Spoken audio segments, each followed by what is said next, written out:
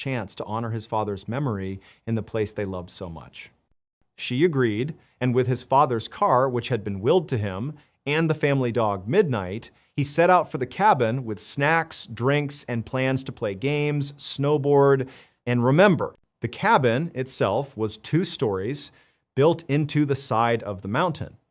The back was pressed into the slope with no windows except a small one in the bathroom. The front was wide open, lined with glass panes and a balcony off the master bedroom.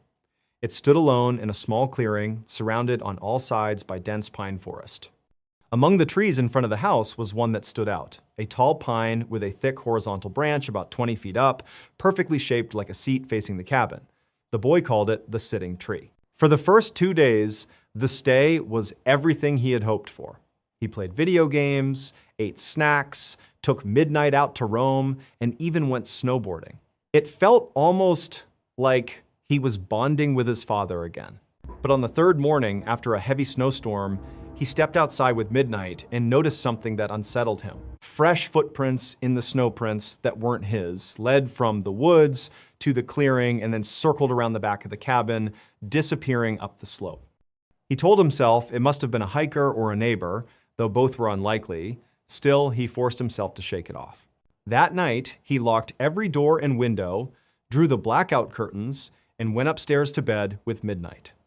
Hours later, the dog suddenly perked up, staring at the stairs. Then, without warning, she bolted down to the front door, pacing and whining to be let out. Uneasy, the boy finally gave in, opened the door, and followed Midnight into the snow.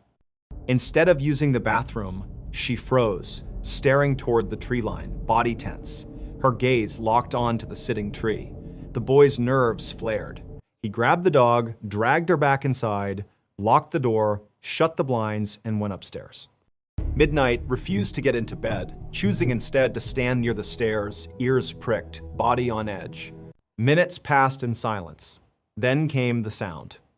6 distinct, deliberate footsteps directly above him, on the roof. They sounded heavy, not like an animal's paws, but like hooves, clopping slowly from one side of the cabin to the other. His blood ran cold. There was no way a deer or moose could climb onto the roof. Midnight stared at the ceiling, then whipped her head toward the balcony door, growling low in her throat. Terrified but desperate to know, the boy mustered the courage to slide open the blackout curtain. The balcony was buried in snow, the night thick and silent. He opened the door, flashlight in hand, and swept the beam across the roof. Nothing. Then he scanned the clearing, the trees, the sitting tree. And there, perched 20 feet up on that thick branch, crouched a figure. A tall man, impossibly balanced, clutching the branch above him, mouth open wide, eyes locked, unblinking on the boy. The flashlight slipped from his hand, heart pounding. He fumbled to pick it up, swung the beam back toward the tree, but the branch was empty. No man, no sound, just the black wall of forest. He yanked Midnight inside, slammed the door, locked it, and pulled the curtains shut. Upstairs, they huddled together in bed. Midnight no longer wanted to go outside. Then came the tapping. Soft at first, like a single finger rapping against glass. At the front door. Then silence. Then tapping again, this time on the walls, moving slowly around the cabin. He held his breath, listening as it shifted to the tiny bathroom window just feet from where he lay. Then it circled the house, tapping each side in turn. He could picture it walking in slow circles around his home, testing every wall, every window, as if it was deciding where to come in. Hours dragged by. Then came the heaviest blow, footsteps on the balcony. And then the tapping again, right on the sliding glass doors to his bedroom. The sound was inches away, separated only by thin curtains and glass. He couldn't move. He couldn't even breathe. The tapping continued, steady, patient. Then it stopped and began again on the roof, directly above him. He lay frozen in terror as the sound went on and on, until finally the first light of dawn broke through. When the sun rose, he pulled the curtains back. The balcony was empty, but footprints stamped the snow footprints that paced back and forth all night long. He looked up at the roof and saw more tracks. They circled the cabin like a predator stalking prey, then trailed off toward the sitting tree before vanishing into the woods. Shaken and exhausted, he packed his things, loaded Midnight into the car, and left. The cabin was sold shortly after. He never returned. It was around 8:30 p.m. on December 29th, 1972, when passengers at JFK International Airport in Queens, New York, heard over the intercom that Eastern Airlines Flight 401 to Miami was now boarding.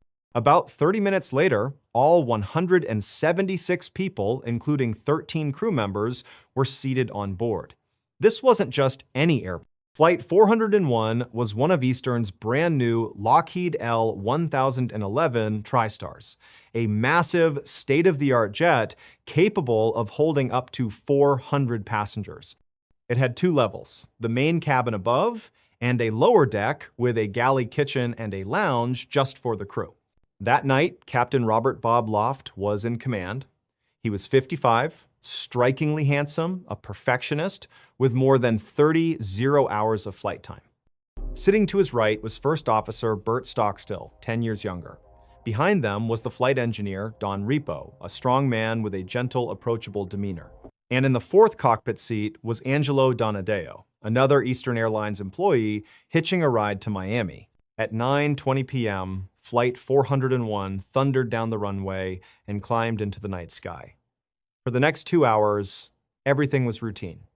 One passenger, Jerry Escow, was so impressed that he even wrote a letter mid-flight praising Eastern for how smooth the trip was, intending to mail it when they landed. But at 11:32 p.m., everything changed. As Captain Loft began his approach into Miami, he lowered the landing gear. On the L-1011, there are 3 sets of wheels, one under each wing and one under the nose. Each set has a corresponding green indicator light in the cockpit that comes on when the gear locks into place. This time, only 2 lights came on. The nose gear light stayed dark. Loft and his crew assumed the landing gear was fine, the plane was brand new, the problem had to be the bulb. But to be safe, Loft retracted the gear and lowered it again. Still, the nose gear light did not illuminate. Frustrated, he radioed Miami Air Traffic Control, explaining the situation. They instructed him to circle out over the Everglades until the issue was resolved. Loft engaged the autopilot to hold 0 feet and 200 miles per hour, while he and Stockstill fiddled with the tiny bulb. They pressed it, twisted it, even pulled it out and blew on it. Nothing. When they jammed it back in, sideways, and couldn't remove it, Loft turned to Repo and told him to climb down into the hellhole, a small compartment beneath the cockpit with a window where you could visually confirm if the nose gear was down. Repo got out of his seat and climbed below. What no one noticed was that when Loft turned in his chair to speak to Repo, he likely nudged the control column just enough to disengage the autopilot. The massive jet began a slow, steady descent, but it was pitch black outside, no moon, no lights, just an endless void. The descent was so gradual, it didn't feel like falling. And everyone in the cockpit was so focused on that single light bulb that when the altitude warning sounded quietly, just once, it went unnoticed. At 11:42 p.m., Flight 401 slammed into the Everglades at more than 200 miles per hour. 5 miles away, a man named Robert Marquis, out hunting frogs with a friend on an airboat, saw the massive orange flash. He fired up his boat and sped toward it. The impact was catastrophic, but oddly survivable for some. Because the descent was shallow and the Everglades were soft, muddy terrain, the crash wasn't as instantly fatal as it might have been. Of the 176 on board, 77 survived. Captain Loft, First Officer Stockstill, and Flight Engineer Repo did not. Marquis and his friend were the first on scene, pulling survivors from the wreckage until Coast Guard helicopters arrived. By morning, the cries for help had gone silent. The investigation would reveal the nose gear had been fine all along. The light bulb had simply burned out. The official cause was human error. But that was not the end of Flight 401's story. In the months and years that followed, something strange began happening inside Eastern Airlines. Employees started reporting eerie encounters, ghostly apparitions of Captain Loft, of Don Repo. Silent, watchful, appearing on flights that had salvaged parts taken from the wreckage of 401. Eastern Airlines pressured employees to stay quiet. Reports were buried. Logbooks went missing. But some crew members, shaken by what they'd seen, came forward anonymously. One flight attendant swore she saw Repo in the galley kitchen. Another time, during boarding, an extra captain appeared in first class. He sat silently, staring straight ahead. When approached, he gave no response. Then, in front of multiple witnesses, including crew and passengers, he vanished into thin air. That captain was identified as Bob Loft. There were dozens of such sightings, sometimes terrifying, sometimes helpful. On one flight, Repo's apparition reportedly warned a captain about a malfunction in an engine. When checked, the malfunction was real. By 1974, all the sightings suddenly stopped. Why? Eastern Airlines quietly removed all salvaged parts from their L1011 fleet. They never gave a reason. But after that, the ghosts of Flight 401 were never seen again. On the evening of January 12, 2016, 18-year-old Dylan Parker was at a party in his hometown of Osburn, Idaho. Late into the night, he decided it was time to leave. Since it was snowing and bitterly cold outside, Dylan phoned his mother and asked if she could meet him at the gas station just down the road from where the party was being held. When his mother answered, she could immediately tell Dylan had been drinking. His voice was slurred, and he sounded unsteady. She was angry because he was underage, but despite her frustration, her priority was to get her son home safely. She told herself she could deal with his behavior tomorrow, and she agreed to pick him up. As she drove toward the gas station, her phone rang again. This time, Dylan's voice was frantic, panicked. He demanded to know where she was, sounding almost terrified. His mother tried to calm him down, explaining she was only a minute away and would be there shortly. Then the call suddenly ended. When she pulled into the gas station, Dylan was nowhere to be seen. She tried to call him back, but now his phone was switched off. She went inside the gas station, asking if anyone had seen her son. The employees said no. Back in her car, she drove around for half an hour, shouting Dylan's name, but there was no trace of him. His phone remained off, a sick feeling grew in her stomach, and eventually she contacted the police to report him missing. Investigators began by searching the party house where Dylan had last been seen. Friends confirmed that he seemed fine when he left, simply telling them his mom was picking him up. Authorities expanded their search across town, but they came up empty. For days, nothing turned up. Then, 10 days later, Dylan's body was discovered by accident. Two people had crashed their ATVs during a late-night ride. When they returned the next day to retrieve their vehicles, they stumbled upon Dylan's remains. His body was found outside of town, high on a forested hillside. To reach this location, Dylan would have had to walk in the alcohol, but locals knew Dylan was familiar with the area. The gas station was in the well-lit center of town. It would have been obvious to him he was heading the wrong way, deeper into darkness. Yet somehow, he ended up on that isolated hill. The details surrounding the discovery were even stranger. On the night Dylan disappeared, there was plenty of snow on the ground. In the 10 days until his body was found, no new snowfall occurred, nor had temperatures warmed enough to melt existing snow. If Dylan had walked into the forest, his footprints should still have been visible. But there were no tracks at all around where his body was found. No footprints, no tire marks, nothing. It looked as though he had simply been dropped from the sky. Another unsettling detail, Dylan's pants and boots were missing. Given the rough, snowy terrain he would have had to cross, investigators expected his socks to be filthy, torn, maybe even soaked in blood from cuts. Instead, his socks were clean and his feet showed no injuries at all. It was as though he had somehow arrived there without ever hiking through the woods. Despite extensive searches by officers and tracking dogs, his missing clothing and boots were never found. The official cause of death was ruled hypothermia. But David Roos, the deputy coroner, publicly expressed his doubts. He argued that the circumstances didn't add up and that Dylan may have been attacked. Local authorities insisted it was an accident, and not only did they refuse to reopen the investigation, they went so far as to fire David Roos, claiming he was unfit for the role. He, however, maintains they dismissed him simply to silence his objections. And so the unsettling questions remain. How did Dylan end up on that hillside without leaving tracks in the snow? Why were his pants and boots missing? And why were his socks clean and his feet uninjured despite the treacherous terrain? Unless someone speaks up, the truth behind Dylan Parker's final night may never be known. Dustin Self grew up in Piedmont, Oklahoma, a small town located just northwest of Oklahoma City. Throughout his childhood and early teens, Dustin was an average student. His grades were nothing spectacular, and he didn't seem to take academics too seriously. But during his senior year of high school, he discovered weightlifting, and everything began to change. It gave him purpose, structure, and confidence. His dedication to fitness carried over into his academics, and by graduation, he was not only in great physical shape, but had also dramatically improved his grades. Despite this positive turnaround, Dustin didn't follow the expected path after high school.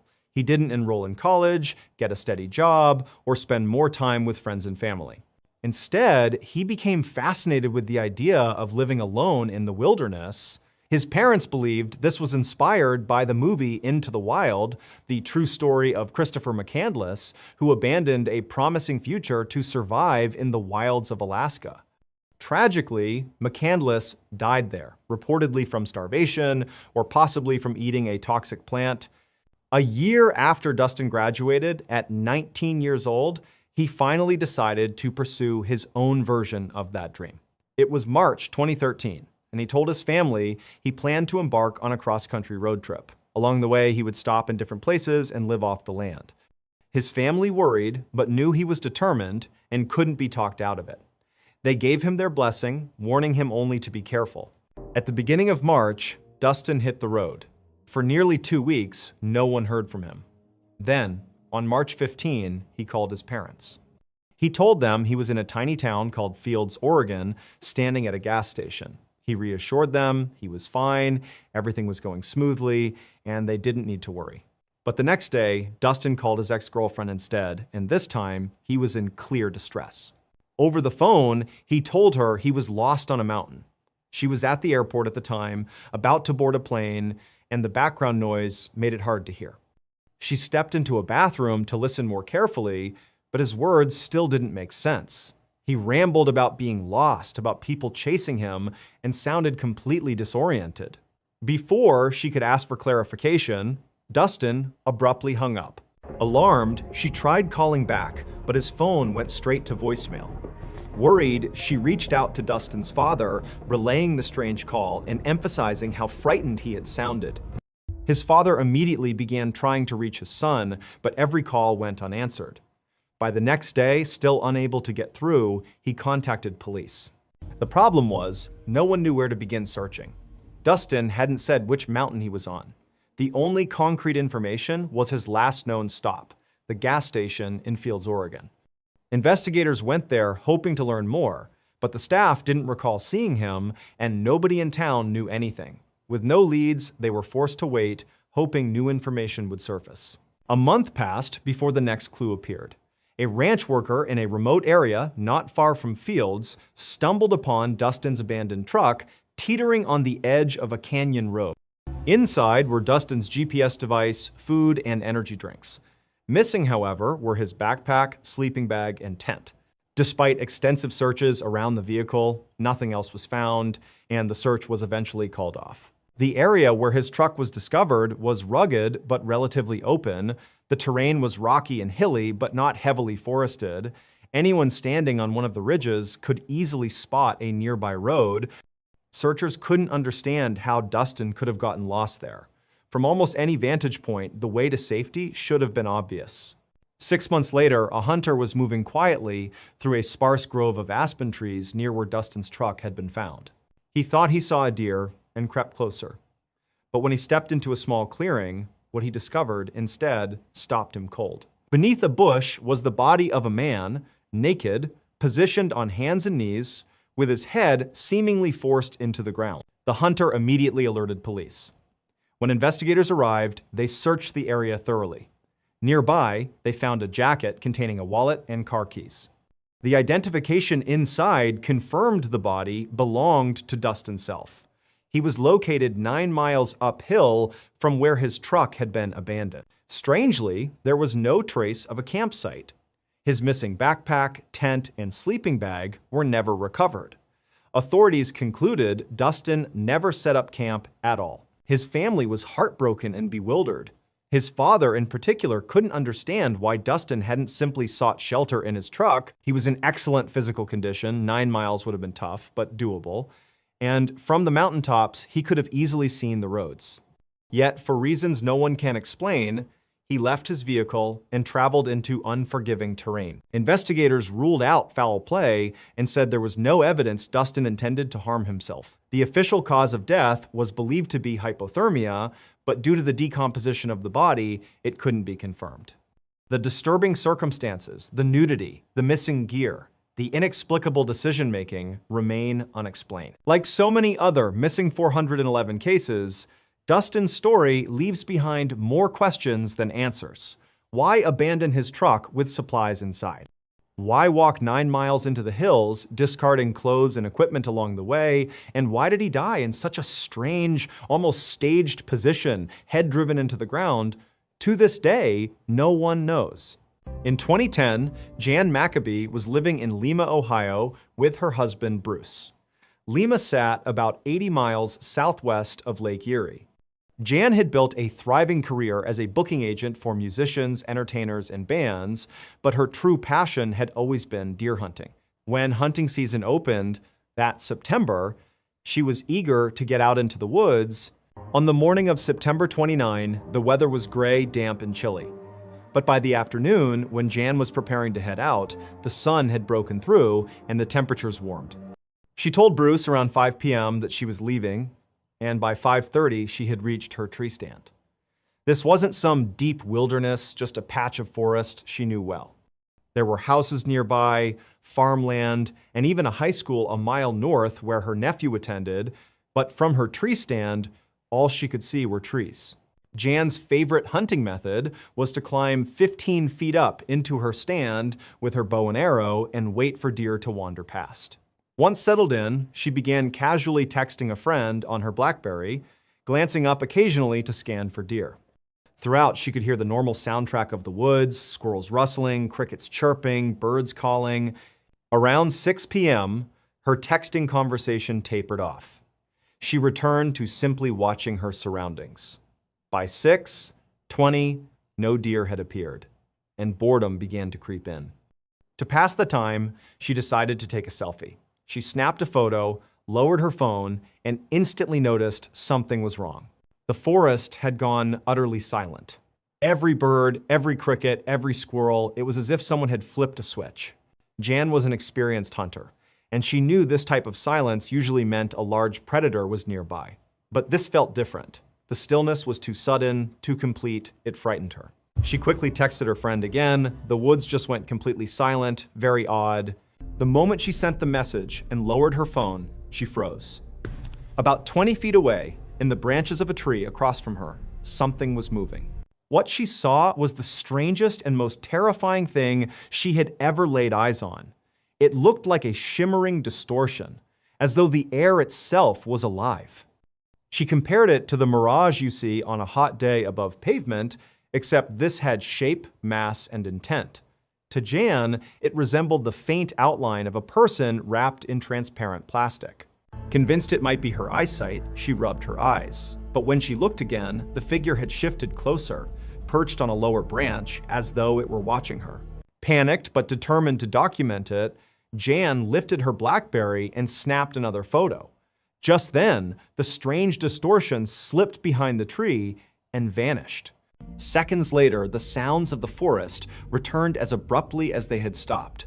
Birds, crickets, squirrels, everything was back to normal. Jan sat trembling, unsure of what she had just witnessed. She kept staring at the spot where the thing had disappeared, trying to steady her nerves. Eventually, she looked at the photo she had taken. The image was a blur, distorted and unclear. She thought she must have covered the lens or let her hair get in the way. Still, she was unsettled. She knew she had held the phone properly, and her hair had been tied back under a cap. When she got home, Jan said nothing to her husband. She tried to laugh it off as her imagination. That evening, they ate dinner and sat together scrolling on their phones. At one point, Bruce reacted to an email he'd received. Curious, Jan asked what it was. He explained their nephew had sent him a message. During band practice at the high school near the woods, he and his classmates had seen a glowing circular light hovering inside the forest. They watched it for several seconds before it retreated back into the trees. One student remarked the same thing had happened a year earlier, spooking the instructor enough to cancel rehearsal. Jan sat upright, heart pounding. She asked Bruce what time the sighting had occurred. He checked the email. Between 7:50 and 8 p.m. Jan then told him everything, how the woods went silent, the distortion she saw, the photo she tried to take. She showed him the blurry image. Bruce, an optical physicist by profession, immediately examined the photo. His first question was whether her hair had blocked the lens. Jan assured him it hadn't. Then he asked if her finger could have covered it. She admitted it was possible, but unlikely.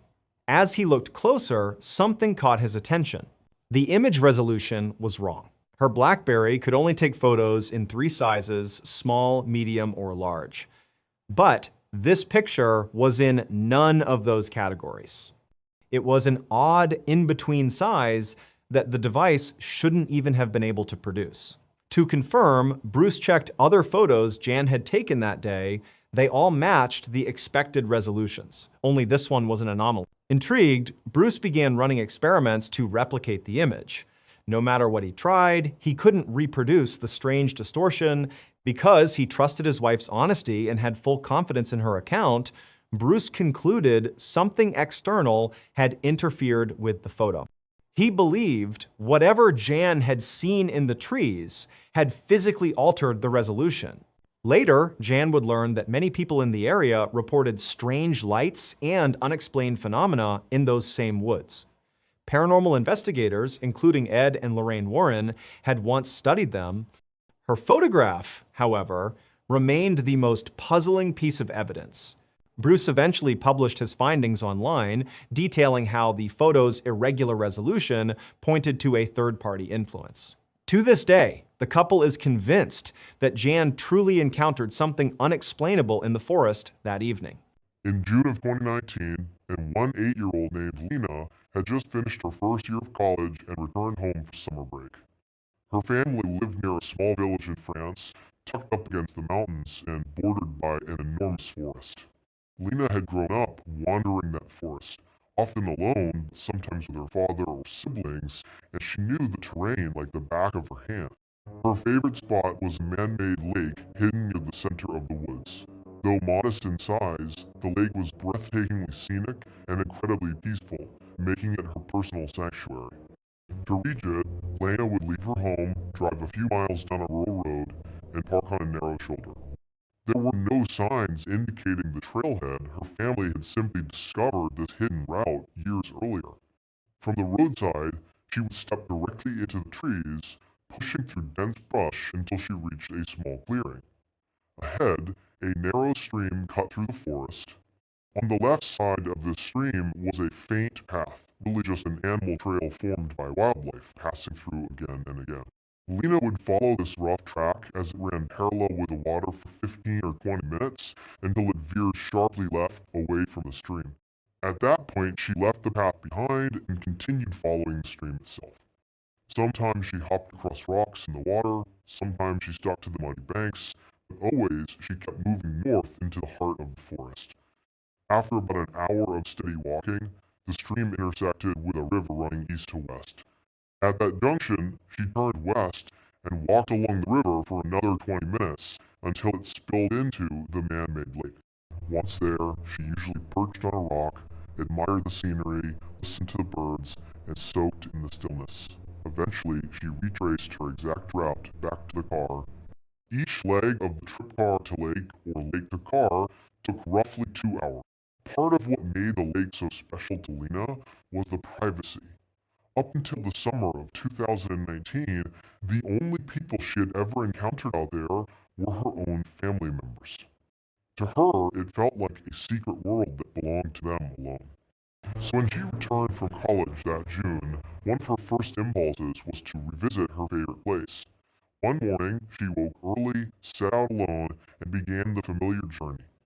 She parked at the roadside, slipped into the forest, followed the animal trail and the stream, steadily making her way north. After about 30 minutes, still a mile or two short of the river, she heard something unusual. A bell. A single chime echoed faintly through the trees ahead of her in the direction she was heading. She froze. In all her years exploring this forest, she had never heard or seen anyone else out here. For a moment, she wondered if she'd imagined it, but then the sound returned sporadic rings, as though someone were loosely shaking a bell without rhythm. Lena thought about a lost dog with a bell collar, but it was too loud and resonant to be a pet trinket. Maybe, she considered, it was something drifting down the river in a box, clanging as it struck rocks. None of her theories made much sense, but she wasn't frightened, just curious. Since the ringing seemed to come from the very direction she was traveling anyway, she decided to keep going. She pressed forward for another 5 minutes, listening intently. Then, as suddenly as it began, the sound stopped. The abrupt silence startled her. She paused, waiting for it to start again. Nothing. Only the ordinary noises of the forest returned. With no explanation in sight, she shrugged it off and continued toward the lake. 15 minutes later, Lena was still walking along the stream when something caught her eye. Ahead on the left bank was a shape that might have been a rock or an animal. Drawing closer, she realized it was the body of a beaver. Its head was missing. Finding animal remains in the forest wasn't strange in itself. Predators left kills all the time, but the way this one had been decapitated sent a chill through her. The cut on its neck was disturbingly clean, as though made with a sharp blade. The head was nowhere nearby, and the rest of the body was untouched, suggesting it hadn't been killed for food. Kneeling closer, Lena noticed another unsettling detail. There was no smell. Fresh kills don't reek right away, but decomposition sets in quickly. The lack of odor suggested it had been killed very recently. Curious and uneasy, she nudged the body with her foot. It was still limp, rigor mortis hadn't begun. That meant whatever, or whoever, had killed this animal had likely done so not long ago. And given that the ringing bell had come from roughly the same direction, the thought hit her hard. Whatever was responsible could still be close by. After staring uneasily at the headless beaver, Lena forced herself to calm down. It was broad daylight, she reminded herself. She'd spent years in these woods, and never once had she run into danger. Surely there was a logical explanation. Stepping over the carcass, she continued on, eventually reaching the river, turning west, and walking until the lake appeared before her. She sat on a rock, admired the water, let the sounds of nature soothe her, and then retraced her steps back the way she'd come. Passing the beaver again, she followed the stream, hiked out of the woods, and drove home without incident. About a week later, restless at home, Lena decided to return to the lake.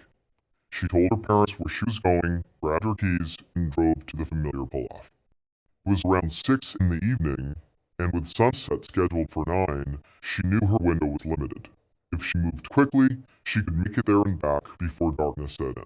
She entered the woods, found the animal path, then the stream, and began following it north. Soon, though, she heard the low rumble of thunder. Looking up, she saw the sky already darkening. Though sunset was still hours away, a storm was approaching fast. But Lena was determined. Instead of turning back, she broke into a jog, hoping to reach the lake before the rain became too heavy. It started with a sprinkle, but by the time she passed the beaver's corpse, still lying in the same place as before, the sky opened up. Sheets of rain poured down. 15 minutes later, when she reached the river, the downpour was in full force. Still, she pressed on, turning west toward the lake. But only a couple minutes into this final stretch, she checked her watch. It was already after 8:00. She froze. Reaching the lake would mean another 40 minutes added to her round trip, and sunset was fast approaching. Even if she turned around now, it would take an hour to get back, much of it in the dark. Factor in the storm, the slippery ground, the risk of losing her way. She realized continuing was reckless. Reluctantly, she turned back toward home. The rain hammered down, soaking her clothes, dripping into her eyes. To keep her footing on the slick rocks, she walked with her head down. 15 minutes into a return journey, something smacked her hard on the top of her head. She gasped, threw up her hands, and looked up. Dangling directly above her, suspended by a rope from a tree branch, was the same beaver. Only now, its head had been stitched grotesquely to its front paws, as though it were holding it.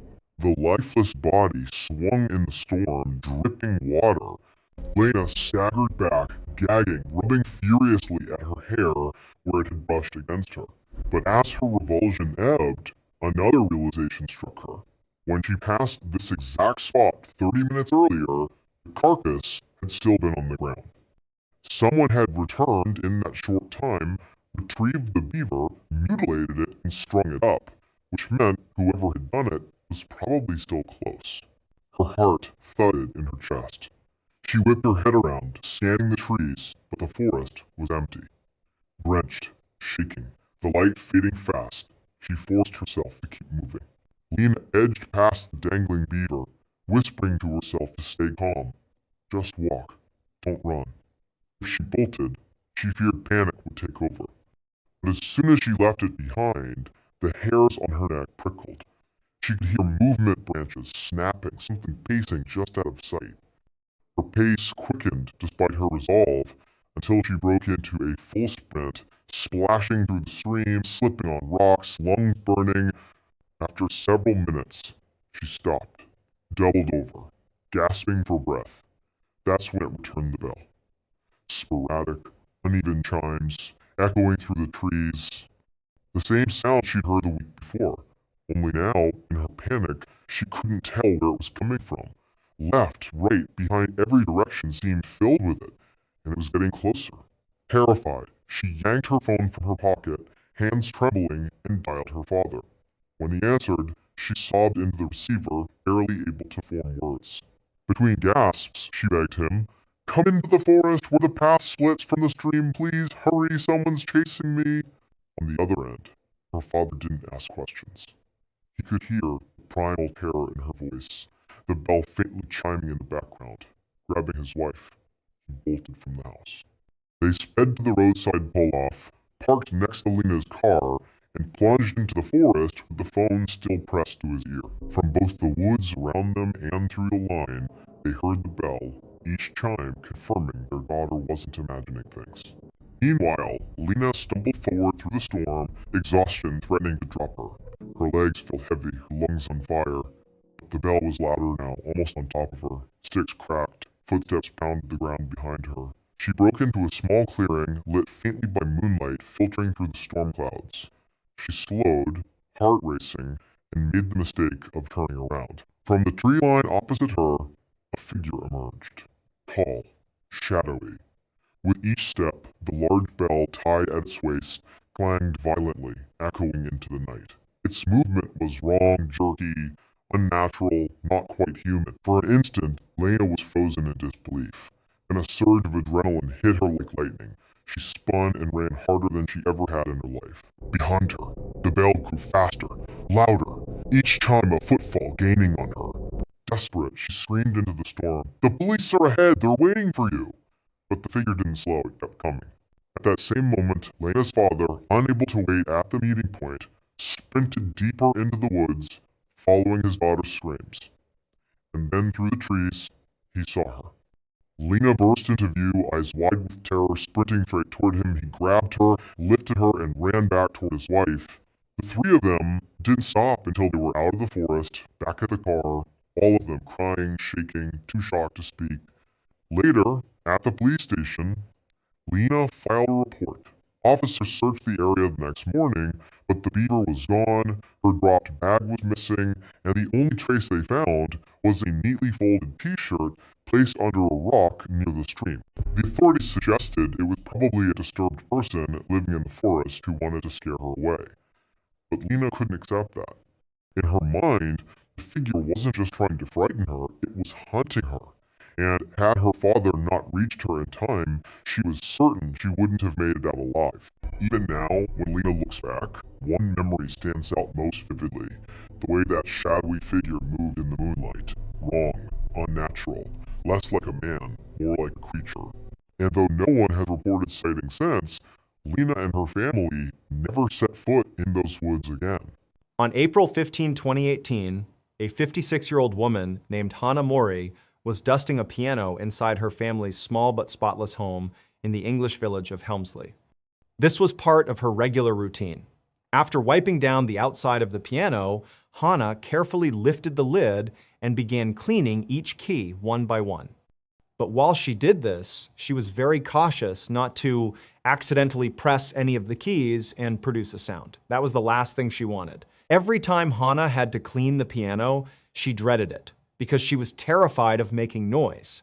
Once Hana had finished dusting both the outside and inside, she lowered the lid and moved over to a bookshelf near the window, where she began wiping down the spines of the books. As she dusted, the sound of birds outside drifted in through the open window, along with cars passing and neighbors chatting. Hana paused, gazing out at the charming town, the rows of stone cottages, and listening to the life outside. A wave of sadness washed over her. She was reminded of all the things she was missing out on. Once, Hana had been a world-class pianist. She had studied at the Royal College of Music, one of London's most prestigious institutions. She had played sold-out symphony halls, sometimes with members of the royal family in the audience. She had been a big deal, but now, Hana didn't play the piano at all because of her younger sister Keiko. The moment Hana thought of Keiko, anger rose up inside her. Her eyes drifted toward Keiko's bedroom door, which was always closed. For just a second, Hana wished her younger sister had never come home. Because ever since Keiko's return, it was as if the entire family had decided nothing else mattered. Keiko was the only thing that counted. The Mori family consisted of Hana, her 49-year-old sister Keiko, their 51-year-old brother Daisuke, and their 80-year-old mother. Their father had passed away years earlier. Hana and Daisuke were both accomplished in their own ways. Hana, the brilliant pianist, and Daisuke, a gifted writer. But Keiko was on a completely different level. She spoke fluent English, Latin, Greek, and Japanese, and she had even invented her own dialect of Japanese, complete with grammar rules. She was also a phenomenal artist. Her paintings were in such high demand, but Keiko almost never sold them, which only increased the mystique and value around her work. As a child, Keiko had received scholarships to elite private schools. After high school, she earned a full scholarship to the University of Cambridge, one of the top universities in the world. Everyone assumed she was destined to become a world-famous artist. But Keiko had a darker side. She was prone to sudden fits of anger that no one could explain. These violent flashes of temper didn't fit the rest of her personality. Most people excused them as quirks of her brilliance, thinking her extraordinary mind simply couldn't contain itself at times. But when she graduated from Cambridge and came back home, something inside her snapped and stayed broken. A few days after returning, Keiko had one of her explosive outbursts, except this time the rage didn't fade. She remained angry for days, then weeks. Her family tried to understand what had upset her, but she wouldn't say. Eventually, Keiko locked herself in her bedroom and refused to come out. For weeks, she isolated herself. And when she finally did emerge, she was completely different. She barely spoke to anyone, including her family. She only left her room when absolutely necessary. Soon, this wasn't just a phase. It became her life. Keiko became a recluse, shutting herself inside that darkened bedroom for decades. The family's neighbors didn't even know she existed. Back at the bookshelf, Hana finished dusting the books and set her cloth aside. Then, she tiptoed to Keiko's door and gave the gentlest knock. Keiko despised loud noises. That's why Hana wasn't allowed to play piano anymore. It was too loud. After knocking, Hana silently counted to 30, as Keiko required. Finally, from the other side, Keiko's voice granted permission. "You may come in." Hana slowly opened the door to reveal a cramped, pitch-dark room. Heavy curtains blocked out all light. Keiko sat silently on her bed. Hana kept her eyes lowered, careful not to make direct eye contact. She quietly gathered the dirty dishes from Keiko's table, then turned to leave. Out of curiosity, she tried to steal a glance at what Keiko was working on. Keiko had claimed she was creating a masterwork. She insisted she needed total darkness, complete silence, and full concentration. The family's role was to support her. When asked what this masterwork was, Keiko only said it would be something extraordinary, something that combined her body, her mind, and even her family. But she never explained further. Hana couldn't see anything in the dim room, so she quickly turned away, carried the dishes to the kitchen sink, and scrubbed them spotless. Keiko demanded the house remain immaculate. No dust, no dirty dishes, nothing out of place. It was one of her rules for the masterwork. As Hana finished, her brother Daisuke entered the kitchen. He told her it was time to go to the market for supplies, things Keiko said she needed for her work. Hana felt irritation boil up again. Everything revolved around Keiko. But she bit back her resentment and went with him. Daisuke had long since abandoned his own writing career to dedicate himself to supporting Keiko. Unlike Hana, who resented their sister, Daisuke seemed proud to be part of what he believed would become the greatest artistic creation in history. He didn't even know what this masterwork was, but Keiko sometimes gave him specific instructions. That day, she had requested surgical spirits, medical alcohol, and a book on palm reading, so Hana and Daisuke concealed their faces as they always did in public, hurried to the shops, and bought them. At home, they knocked, waited, and their elderly mother opened the door, unlocking 4 heavy deadbolts. Keiko insisted no family member carry keys, terrified someone could lose one and an outsider might intrude on her work. Hana set the bag outside Keiko's door. A thin arm slipped out, grabbed the bag, and vanished. 3 days later, on April 18, Hana overheard Daisuke talking quietly to Keiko through her closed door. This was normal. He often spent hours sitting outside, conversing with her like this. But that day, his words sounded strange. How can you? How only your soul? How? Hana set her book aside and crept closer. When Daisuke noticed her, both he and Keiko went silent. He shook his head, got up, and walked away. Curious, Hana pressed her ear against the door, but all she heard was the faint sound of Keiko shuffling deeper into the room, then silence. It reminded Hana of how far she and her sister had drifted, and once they had been inseparable. But 5 years earlier, in 2013, everything had fallen apart. That day, Keiko emerged from her room, and Hana offered to read her palm, something they'd done before, for fun. Keiko had a rare line across her palm called a simian crease, which palmists say can signal either brilliance or aggression. Joking, Hana suggested maybe that explained Keiko's temper at the supermarket that had recently gotten their family banned. Keiko snapped. Screaming, she called Hana stupid, insisting her line meant she was a visionary. Then she attacked Hana, beating her until Daisuke pulled her off. Concerned, their mother sent Keiko to a doctor. The doctor found no physical issue, but warned she was having a psychological breakdown and needed psychiatric care. Keiko refused treatment, blaming Hana. From then on, she left her room even less and imposed new rules: no phones, no television, no computers, 4 locks on the door, and even requiring the family to learn her invented language so no outsiders could understand them. By May, Hana noticed Keiko was eating less and less. Her dishes came back full. She was barely 90 pounds and just 4'11" fragile already. Hana once broke her silence to urge, "Keiko, you need to eat." Keiko said nothing. Shortly after, Daisuke told Hana she wasn't allowed inside anymore. From then on, Keiko left her dishes outside the door at night, sneaking to the bathroom only when everyone slept. By August, Hana and Daisuke were buying more surgical spirits than ever. Keiko never returned the bottles. On August 18, Hana overheard Daisuke arguing with Keiko. She heard him shout, "I told you, your soul is not enough." Then silence. Daisuke went inside. For 15 minutes, Hana sat frozen in the kitchen. When he came out, he looked calm. He told Hana Keiko's masterwork was nearly complete, and now was the time the family would help. He led Hana to the store to buy even more surgical spirits. Back home, he entered Keiko's room alone with the bottles. Later, he told Hana that Keiko was ready to reconcile. Overjoyed, Hana sat at the door and poured her heart out, apologizing, begging for their bond again. For the first time in years, Keiko didn't bang or scream to shut her up. Hana felt heard. From then on, both Hana and Daisuke were allowed inside to rub surgical spirits over Keiko's frail body. Hana didn't understand, but she was so grateful to be included that she didn't question it.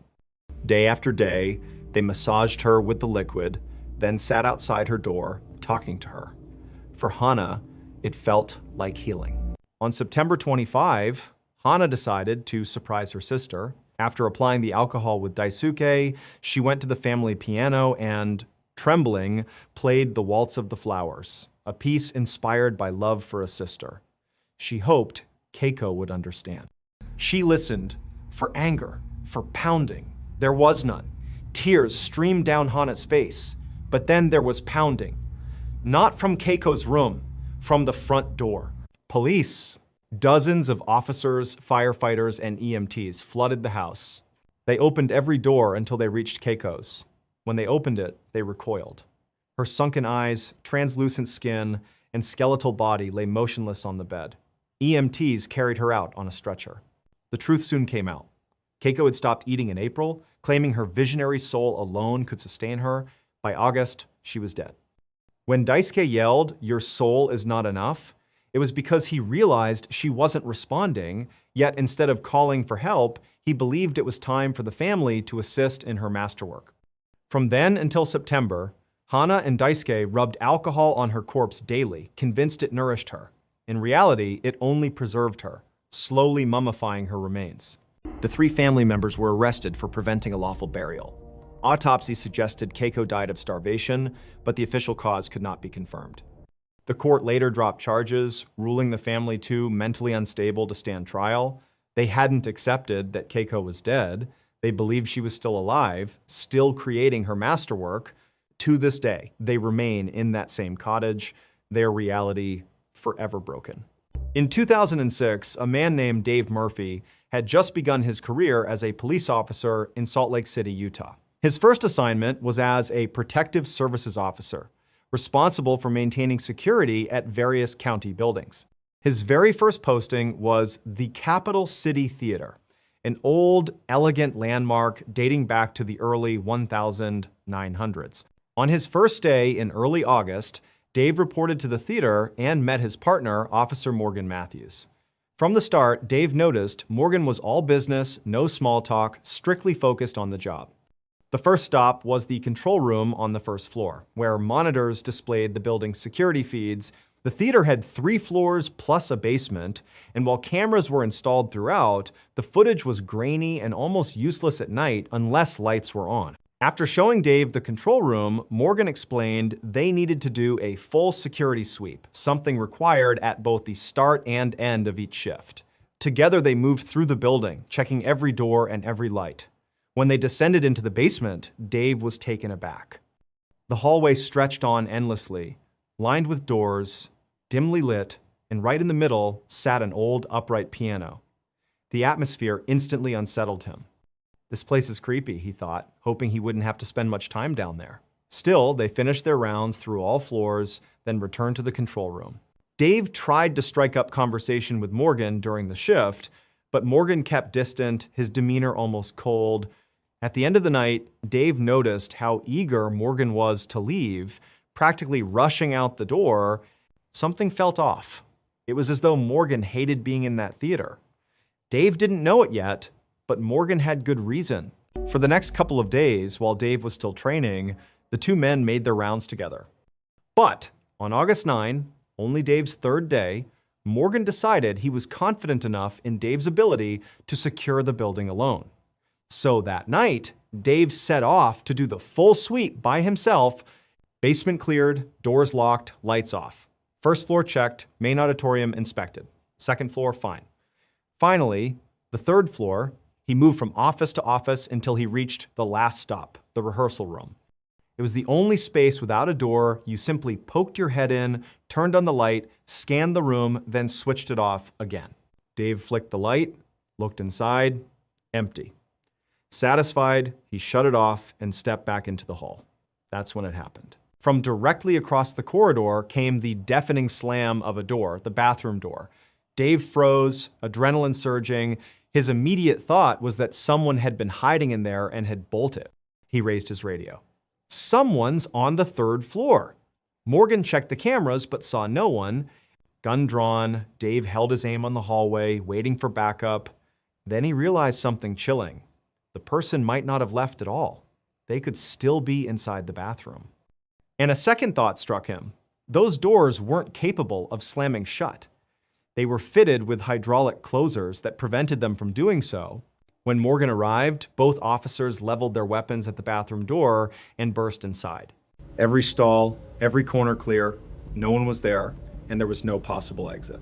Still on edge, they decided the intruder must have slipped away and started a full search of the building.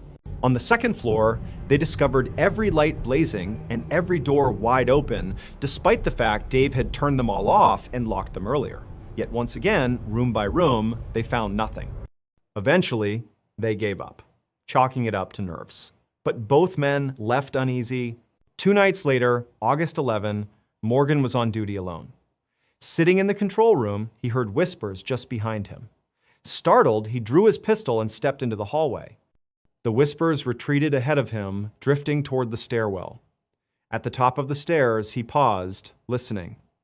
From the basement below came the sound of coughing. His heart pounded as he crept downward. Halfway down, the coughing abruptly stopped. He flipped the lights, swept the hallway empty. As he moved through, checking doors, he suddenly smelled smoke. He unlocked a nearby room, expecting fire, but there was none, only the odor. He searched every space, again and again, but found nothing. Eventually, the smell dissipated. Uneasy, but with no evidence, he let it go. Weeks later, on September 4, Dave arrived early for his shift. Inside the lobby, he overheard staff talking about ghosts. Intrigued, he introduced himself, and one of them, a senior accountant named Blair Fuller, offered a story. Blair recalled a late night a couple of years earlier. Alone in his office on the 3rd floor, he heard the elevator machinery start up. He remembered thinking this was odd, since he was the only one there. He looked out his office window, watching as the elevator rose. Basement, 1st, 2nd, 3rd. The doors opened, empty. Moments later, the alarm sounded as if something blocked the doors, but nothing was in the way. Curious, Blair stepped into the elevator. The air was suddenly frigid. He turned to look back toward his office just as the doors closed on their own. Without him pressing anything, the basement button lit up. When the doors opened at the basement, the hall stretched away into darkness, the lone piano faintly visible. Mustering courage, Blair called out, but silence answered. He quickly retreated to his office. Minutes later, loud bangs echoed outside. He opened his door and saw a massive filing cabinet in the foyer, its drawers slamming shut one by one as though invisible hands were closing them. Terrified, Blair left and never worked another night shift. When Dave told Morgan this story, Morgan finally opened up. He admitted he'd always felt watched inside the theater, long before Dave arrived. He confessed about hearing voices, coughing, and smelling phantom smoke. Both men agreed the place was unnatural. To test their suspicions, Dave invited his best friend Greg for a tour. While walking through the basement, they spotted a door ajar. Weapons drawn, Dave and Morgan advanced, Greg trailing nervously behind. Before they reached it, the door slammed shut in their faces. Then the handle began rattling violently. Steeling themselves, they forced the door open, swept inside empty. That's when Greg gasped, pointing into a corner. "There's someone sitting there!" he cried. But the officers saw nothing. Shaken, the three quickly abandoned the basement. The county responded by installing new cameras with infrared to catch the supposed intruder. On September 15, Morgan was alone scanning the feeds when he spotted something disturbing. In the auditorium, a dark figure sat in one of the seats. He leaned closer as the figure lifted its head, eyes glinting. Then, before his eyes, it rose straight into the air and vanished. Morgan quit that very night. Weeks later, Dave was working alone when piano music echoed from the basement. Gripping his pistol, he descended. The music grew louder until suddenly it stopped, the protective cover over the keys slamming shut. Dave found the piano untouched, the basement empty. That was the last straw. He demanded reassignment, refusing ever to set foot in the theater again. For a time, security was handled by rotating officers. Then, in late November, a veteran named Josh Thomas took over full-time. On his very first night, he called for backup, claiming the elevator had mysteriously risen from the basement and opened on the third floor with no one inside. Dave, nearby in his patrol car, reluctantly responded. Inside the auditorium, while the two men talked on stage, Josh suddenly froze, eyes locked over Dave's shoulder. Dave turned. At the very back stood a hooded figure, its face hidden. As they stared, it spun around, revealing charred, blackened skin and deep, hollow eyes, then bolted into the darkness. They searched but found nothing. Later research uncovered that in the 1940s, a devastating fire had swept the theater. A man trapped in the basement had perished. Dave, Morgan, and Josh all came to believe the entity they encountered was that man's restless spirit. In the summer of 1906, Dr. William Clark, a successful oncologist from New York City, and his wife Harriet were driving through Litchfield County in northwestern Connecticut. Their lives in the city were busy and glamorous. Between William's thriving career and their constant social obligations, they rarely had peace. So, they had decided to look for a second home in the countryside, a retreat away from the chaos. As they drove along winding country roads, they crossed a red wooden bridge, and when they came out on the other side, their view opened up to rolling hills and dense green forest. What caught their attention was a particular hillside in the distance that looked unusually dark, shaded by two mountains on either side, almost like a hidden valley. The place was beautiful but oddly mysterious. Locals called it Dark Entry Forest. Intrigued, the couple noticed a narrow access road leading toward it. They decided to follow. The deeper they drove, the more overgrown the path became, until eventually they had to park the car and continue on foot. Walking into the thick canopy, it was as if they'd stepped into another world. The light dimmed, the air cooled, and an almost magical silence wrapped around them. Inside, the forest was stunning. Wild apple orchards, heavy with fruit, deer grazing without fear, meadows bursting with flowers, and streams sparkling where sunlight broke through. The ground shimmered with flecks of mica, a mineral that glinted like tiny shards of glass. To the Clarks, it felt like something out of a fairy tale. Within an hour, they were convinced this was where they would build their summer retreat. They purchased 10 acres of Dark Entry Forest, intending only to build a modest cabin. But when Dr. Clark approached local builders, none of them would take the job. They never gave a clear reason, only excuses, always refusing to set foot in that forest. Unbothered, Dr. Clark decided to do it himself.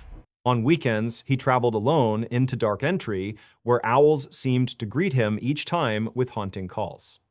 Over several months, he cleared land, felled hemlock trees, milled them into lumber, and eventually built a rustic two-story cabin. He even laid piping from a nearby freshwater spring and constructed a pool beside a brook full of trout. By Thanksgiving of 1906, the cabin was complete. For years, the Clark family returned each summer and every holiday, finding peace in their secluded woodland retreat. It was idyllic until 1918. That summer, Dr. Clark was called unexpectedly back to New York for an urgent case. Harriet chose to stay at the cabin alone, uneasy but confident she would be safe. William promised to return within a couple of days. In reality, he was gone for only 36 hours. When he returned by train, Harriet wasn't waiting at the station. Concern growing, he walked the familiar path toward the forest. But as he stepped under the canopy, everything felt different.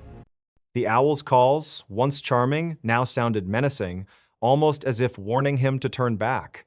The deeper he went, the louder and more chaotic the hooting became, until it was nearly deafening. Panicked, he hurried up the hill toward the cabin. The front door was ajar. Bursting inside, he immediately sensed something was horribly wrong. The air was heavy, the silence oppressive, until a high-pitched, manic laughter echoed from upstairs. Heart pounding, Dr. Clark ran up to the bedroom. The door was slightly open, and the laughter poured out from within. Pushing it wide, he froze. In the corner was Harriet, curled into a ball. Her jaw was unnaturally stretched open, though her mouth didn't move. The horrifying laughter was pouring out of her as her chest heaved and her wide eyes locked on him. Terrified beyond words, Dr. Clark fled. Harriet was later removed from the cabin, muttering only about the strange creatures she had seen outside. Creatures she insisted that kept returning. It was the same claim that many of Dudleytown's former residents had made before the village collapsed into ruin. Because here's what the Clarks never knew. Dark Entry Forest had once been home to a small settlement called Dudleytown, founded in the 1740s. At first, it thrived. But by the late 1700s, tragedy struck family after family.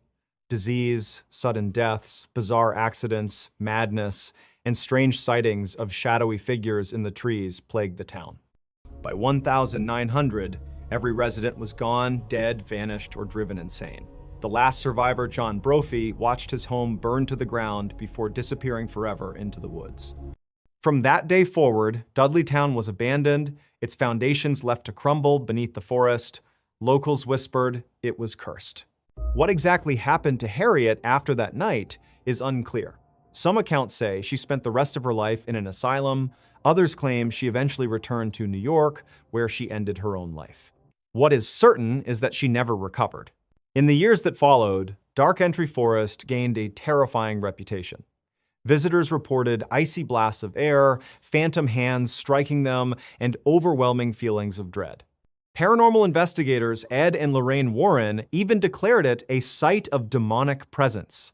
Today, entry to the forest is forbidden, strictly off-limits, but stories still circulate. Tales of shadows that move on their own, owls that seem to mock intruders, and laughter, unnatural, high-pitched laughter echoing among the ruins of Dudleytown. On the evening of the 13th of January, 2002, 42-year-old Ronald Huff came back to his Newark, Delaware studio apartment after visiting his grandmother. As soon as he walked inside, he felt terrible. The place was sweltering, but Ronald preferred it that way. He always kept the heat blasting. He tossed his coat over one of the handmade wooden cages scattered across his living room, then staggered toward the phone. Fighting a wave of dizziness, he dialed the auto dealership where he worked and told the office manager he was too sick to come in the next day. When he hung up, he leaned against the counter to steady himself. From behind, a sharp hiss cut through the silence. Without hesitation, Ronald moved to the fridge. Out of habit, he grabbed the handle with his right hand, instantly wincing in pain. That hand was bandaged from an earlier injury. Gritting his teeth, he switched to his left hand and tugged the door open. After shutting it again, he went over to the counter, reached into a jar, and pulled out a squirming handful of 2-inch live cockroaches. He dropped them on the floor, watching them scatter in every direction. It was just part of his nightly routine. Feeling weak, Ronald decided he should lie down. But as he crossed the kitchen, the dizziness returned with brutal force. The room spun. He tried to push through it, aiming for his bedroom, but his legs buckled. Stumbling sideways, he crashed against his apartment door, braced himself for a moment, then slowly slid down with his back against the wood, legs stretched in front of him. His eyelids sank shut, and the last thing he heard before slipping into unconsciousness was the sound of roaches skittering and the crunch of bones being chewed. 3 days later, one of Ronald's neighbors heard police radios crackling outside in the hall. Curious, he opened his door and saw 2 officers with the building superintendent standing outside Ronald's apartment. The neighbor liked Ronald. He was a quiet, polite guy, so it didn't make sense why cops would be there. Then again, he realized he hadn't seen Ronald for several days. The officers knocked repeatedly. No response. After a few minutes, they had the superintendent use his master key. But even then, when they tried to push the door open, it barely budged. Something heavy was blocking it. Both men leaned their weight against the door until it finally cracked open just enough to peek inside. What they saw made both officers recoil, hands instinctively moving to their guns. One frantically radioed for backup. Then, without a word, The two officers and the superintendent hurried down the hall, leaving the door slightly ajar. The neighbor, frozen in shock, could see into Ronald's apartment from his own doorway. What he saw inside made his blood run cold. His body locked up for a second, then he slammed his own door shut in horror. Hours later, he still couldn't shake the image. To get it out of his head, he grabbed a piece of paper and started sketching what he had seen. The truth was, Ronald had a secret, and that secret killed him. The neighbor's sketch showed Ronald's lifeless body lying on the floor, his face, ears, hands, and even his organs partially eaten. Surrounding him were enormous reptiles, monitor lizards that Ronald had secretly been raising inside his apartment, 7 of them. He fed them raw chicken and live roaches and let them freely roam his home. They ranged from 2 feet to 6 feet long, massive carnivorous predators with mouths full of dangerous bacteria.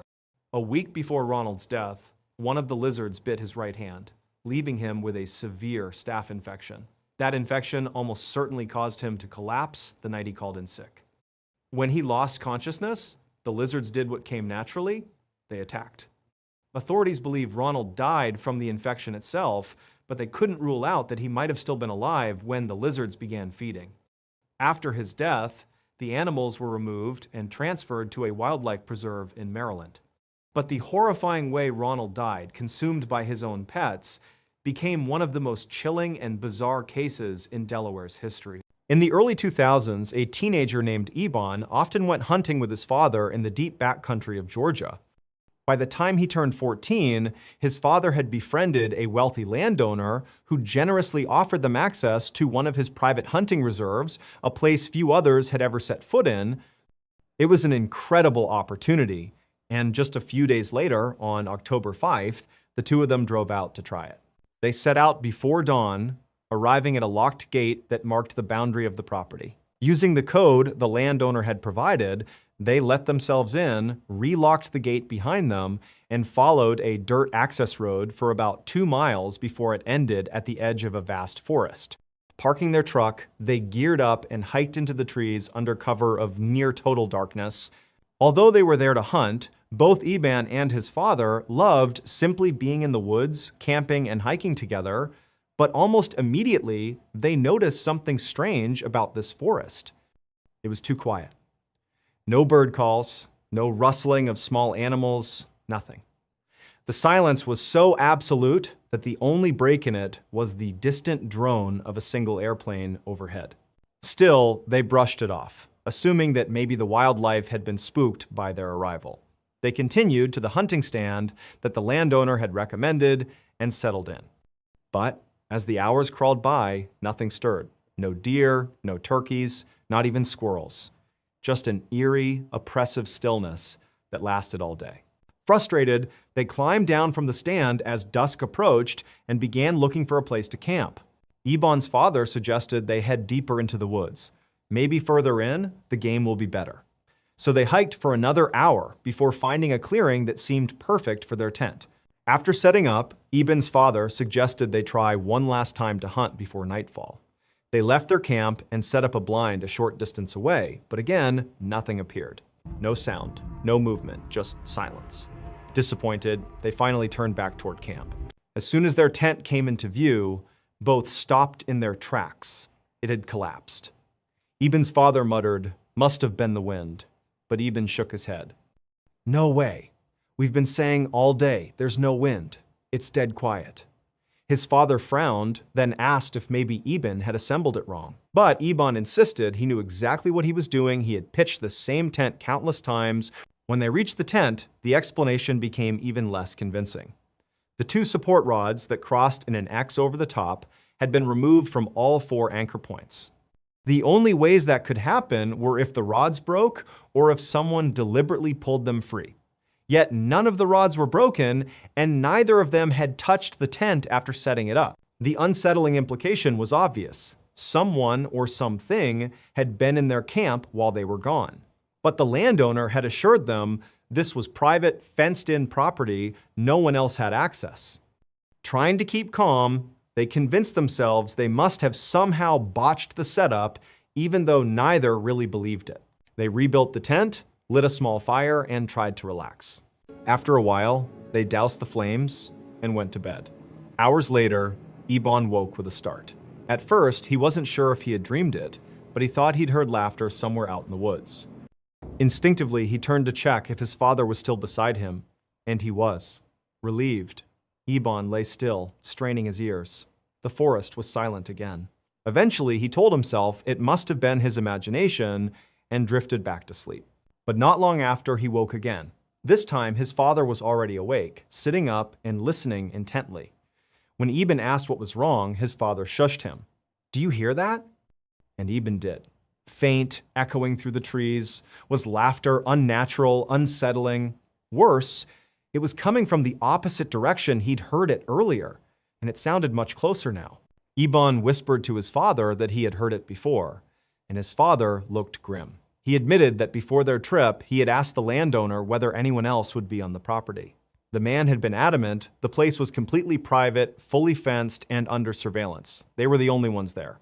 As they sat in tense silence, the laughter suddenly stopped. Then came the sound of rapid footsteps charging toward their camp from deep in the forest.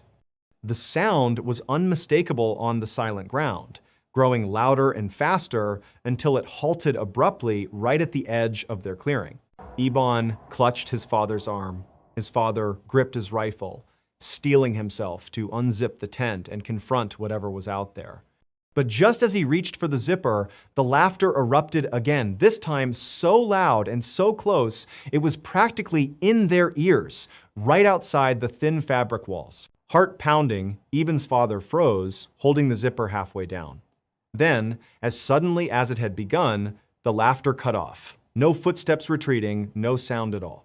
It was as if the presence outside was silently listening, waiting. For long minutes, neither of them moved, barely breathing.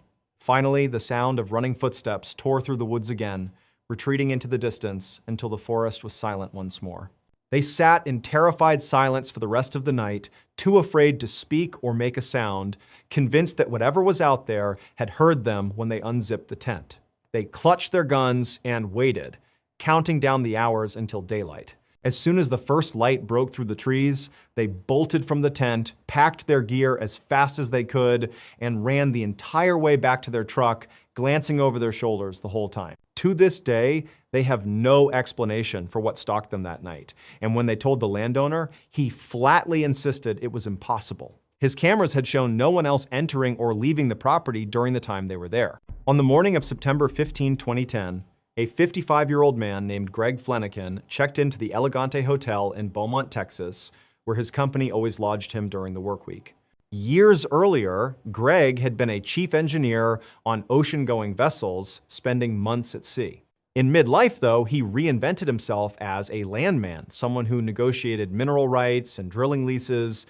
Despite his chain smoking and poor diet, he looked lean and fit, with weathered skin and a neatly trimmed white beard, the appearance of a man who had spent his life outdoors. Every Monday, Greg would drive 2 hours from his home in Lafayette, Louisiana, to Beaumont. Once checked in, his habits were predictable. He didn't drink, didn't socialize, rarely left his room. All he needed was a bed, a TV, and cold air conditioning. His room was basic: a bathroom by the door, a queen bed tucked to the right, a small desk and TV opposite, and a window that overlooked a little swimming pool lined with potted plants. He set his suitcase at the foot of the bed, hung a few shirts in the closet, hooked his toiletry bag on the towel rack, and changed into pajama pants. Greg's evening ritual was simple. He'd crank the air conditioner as low as it would go, prop 2 pillows behind his head, and set up a towel on the bedspread with everything he needed within reach: an ashtray, his cigarettes and lighter, a candy bar, his phone, and the TV remote. That night, he flipped channels until he landed on Iron Man 2. Good enough, he thought, as he unwrapped the candy bar, ate a piece, and lit a cigarette. The next morning, his wife Susie didn't get his usual call. Greg phoned her every morning without fail. When repeated calls went unanswered, she rang his office, only to hear that he hadn't shown up. Alarmed, she asked a couple of his coworkers to check on him at the hotel. When they knocked on his door, there was no response. They fetched the manager, who unlocked the room. What they found inside made them stagger back. Greg was lying face down in the middle of the room, his body twisted as if he'd collapsed mid-stride. His left arm was pinned beneath him, two fingers still clutching a burnt-down cigarette. The room was stifling hot, and Greg's skin had taken on a bluish-gray tint. Detective Scott Apple was called to the scene. Short, silver-haired, muscular, he looked every bit the career cop. As he surveyed the room, nothing suggested foul play. No signs of forced entry, no struggle, no theft. Greg's wallet was still stuffed with cash. The only marks on him were a scrape on his cheek from the fall and a small abrasion in his groin. To Apple, it looked like a natural death. When Susie was notified, she told Apple her husband had been a lifelong smoker, ate terribly, and never saw a doctor. She had always worried he'd keel over from a heart attack. Apple nodded, convinced it was the most likely explanation. Greg's body was sent to Dr. Tommy Brown, the local medical examiner. At first glance, the theory fit a middle-aged man with bad habits, no obvious wounds, found collapsed in a hotel room. But once Dr. Brown opened him up, the case took a bizarre turn. Inside Greg's torso was devastation. Broken ribs, torn organs, his heart punctured, his abdominal cavity filled with blood. It was the kind of trauma seen in car crash victims or people crushed by massive weight. But there were no external injuries, no bruises, nothing to suggest blunt force. Stunned, Dr. Brown declared it a homicide, likely the result of a beating, though he admitted the evidence didn't quite make sense. Apple was baffled. He dug into Greg's background, hoping to find a motive, but everyone described Greg as polite, kind, happily married, with no enemies. There was no affair, no financial trouble, no hint of scandal. He was a quiet man who worked, called his wife, smoked his cigarettes, and kept to himself. With nowhere to go, Apple scrutinized hotel records. One oddity emerged. The night Greg died, he had tripped a breaker while making popcorn in the microwave. That power outage knocked electricity out, not just in his room, but in the two rooms beside it and the one directly below. Maintenance logs showed a staff member restored the power around 8:30 p.m. Apple considered two theories. One, the maintenance man who had a criminal record attacked Greg. But there was no evidence.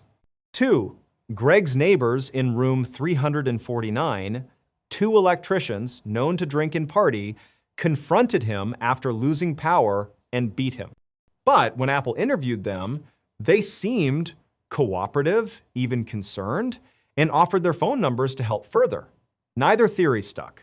Months passed, the case stalled, and eventually it went cold. Then, 7 months later, Susie hired a private investigator. Ken Brennan, a former DEA agent and Long Island cop with a reputation for cracking unsolvable cases. Brennan flew to Louisiana, grilled Susie about her marriage, then went to Texas to meet Apple. Apple handed over the case files. Brennan spent the night studying them. The next day, he told Apple he had it figured out. Apple rolled his eyes. He'd been stuck for months. But Brennan was serious. He asked Susie one question over the phone. Did Greg ever smoke with his left hand? She answered no, only his right. That was all Brennan needed. Here was his theory. Greg had been watching TV, smoking with his right hand, when something catastrophic happened. He jumped off the bed, switched the cigarette to his left hand so he could grab the doorknob with his right, and collapsed before reaching it. But what caused him to leap up? Brennan believed Greg had been shot. Apple was skeptical. There was no bullet wound. But Brennan brought him back to the hotel room, pointing to a patched spot on the wall. He argued it wasn't from the doorknob, as Apple thought. They went next door into room 349. Brennan ran his hands along the wall until his finger pushed into a tiny plug of toothpaste stuffed into a hole. Crime scene investigators later confirmed it, a bullet hole lined up perfectly with where Greg had been sitting in bed. Looking back at autopsy photos, that abrasion in his groin was a small entry wound. The hole in his heart lined up with the bullet's path. Greg had been shot through the wall. Re-interviewed, one of the electricians cracked. He admitted that his coworker, Muller, had been fooling around with a pistol in their room. Drunk, he'd pointed it at his friend, dropped it, and the gun went off. The bullet blasted through the wall into Greg's room, striking him fatally. Panicked, They heard nothing at first and assumed the room was empty. When they later returned and heard Greg coughing, they convinced themselves he was fine. The next day, when they saw police assuming natural causes, they stayed quiet and plugged the hole with toothpaste.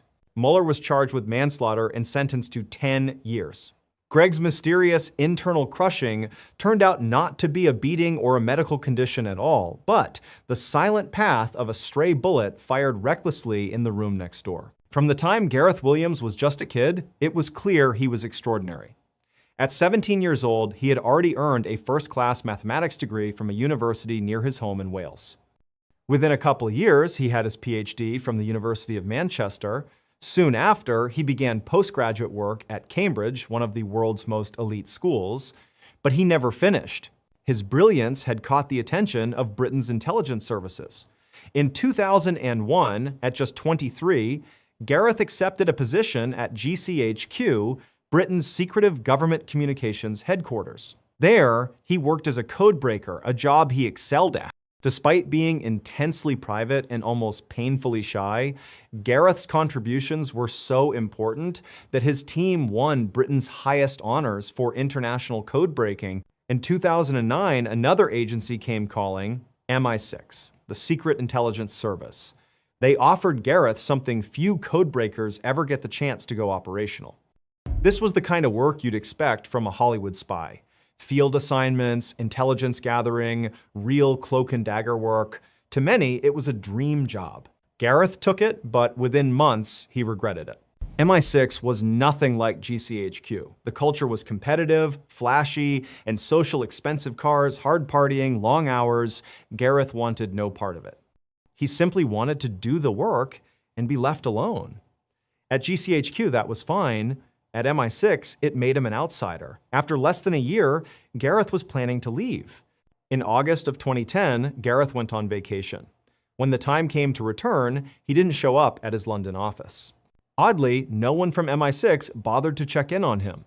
Days passed without contact. It wasn't until Gareth's sister called the police, worried she hadn't heard from him, that anyone went to his flat. On August 23rd, a uniformed officer arrived at his Pimlico apartment for a welfare check. After knocking and getting no answer, the landlord provided a key. Inside, the officer called Gareth's name. No response. The first floor was empty, so he climbed the stairs. At the top was a closed door. When he pushed it open, what he saw would dominate international headlines for weeks. The bathroom was ordinary, except for the red duffel bag sitting in the bathtub. Inside that bag was the decomposing body of Gareth Williams. The bag had been padlocked shut from the outside. The key was found inside the bag, underneath Gareth's body. There were no fingerprints anywhere, not on the tub, not on the zippers, not on the padlock, not even on the keys. Gareth's iPhone was found nearby.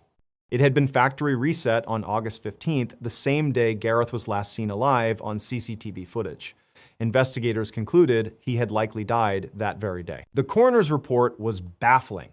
Gareth's body bore no signs of trauma, no defensive wounds, and toxicology tests showed no alcohol or drugs. The heat inside the apartment, the thermostat, had been cranked up despite it being August, sped up decomposition, making cause of death impossible to determine. So what happened? Theories exploded. Some suspected the Russian mafia. In the weeks before his death, Gareth had been working on cases linked to Russian money laundering, a dangerous assignment that could easily have made him a target. Others suspected MI6 itself.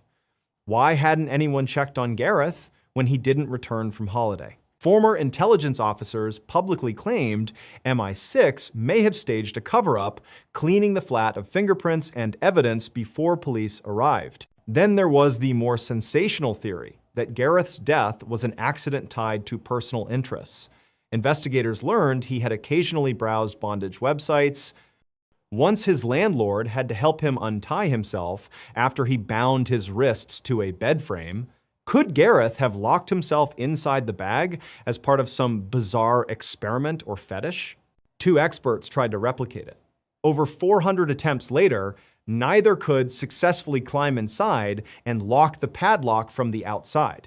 Even if Gareth somehow managed it, there was still the glaring problem: How did he do it without leaving a single fingerprint anywhere?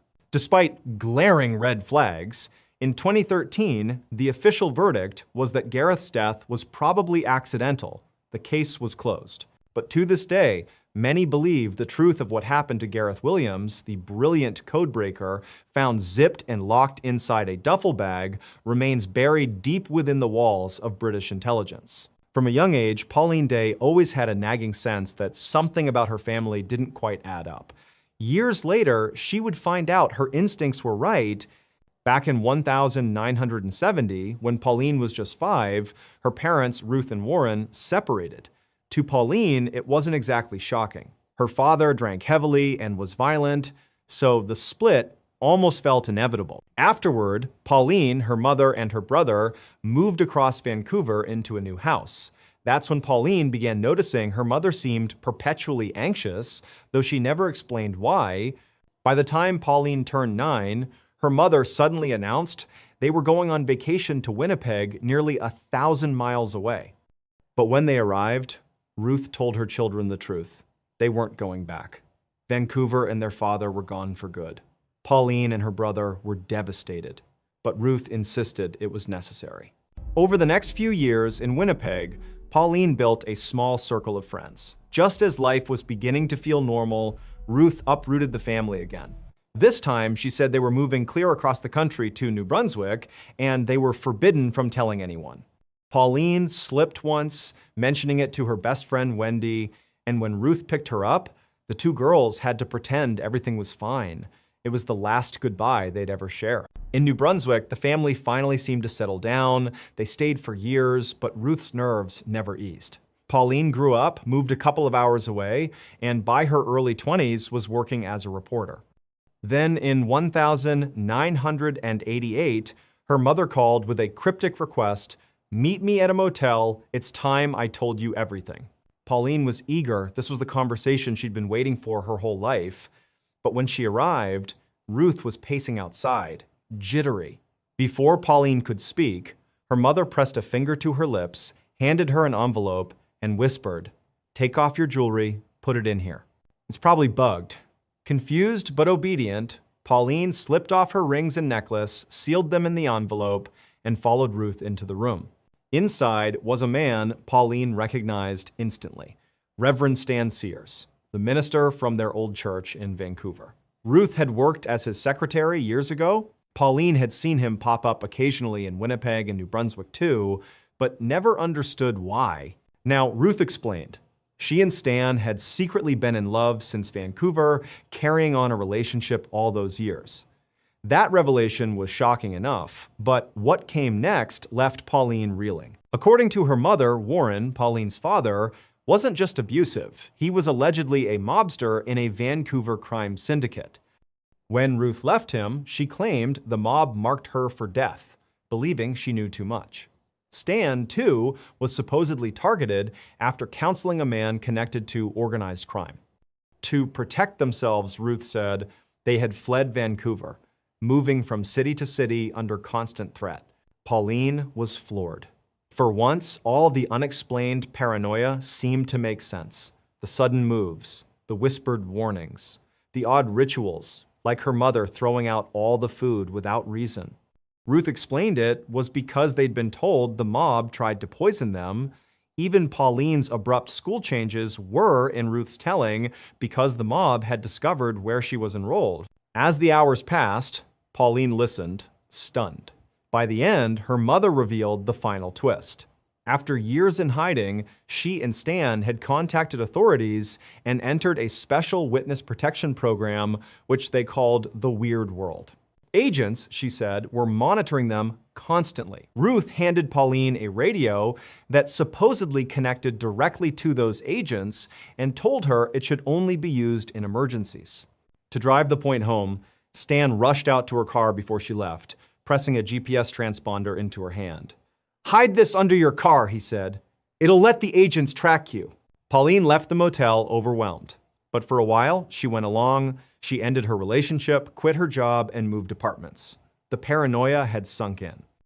Eventually, she called her mother and begged to officially join this so-called weird world. Ruth and Stan seemed thrilled, but told her it would take time. But as Pauline confided in her new boyfriend Kevin, who would later become her husband, she began doubting. Was this story even true? Could her father really have been a mobster? Were they actually in hiding all those years? To test it, Pauline staged a trap. She phoned her mother in a panic and claimed the mob had broken into her apartment. Ruth told her not to call police and said she would check with Stan. Minutes later, Ruth called back saying agents had confirmed 2 mobsters had indeed been arrested trying to break into Pauline's home and that she was safe now. But Pauline knew it was a lie. She had made the whole thing up. No one had broken in. That was the moment the truth crashed down. Her mother and Stan weren't in witness protection. Her father wasn't a mobster. There was no mafia plot. Instead, Stan suffered from a psychological condition called delusional disorder, one fixed false belief. His happened to be that the mob was after him. Through shared psychosis folie à he passed this delusion to Ruth. Together, they spun the elaborate story and lived it for decades. Even when Pauline confronted them, neither admitted the truth. They went to their graves, convinced the mafia was after them. Pauline never received an apology, never had her mother acknowledge reality. Their biggest fear was that Pauline herself would now be vulnerable because she didn't use the transponder or the radio. Ultimately, Pauline found peace in telling her story.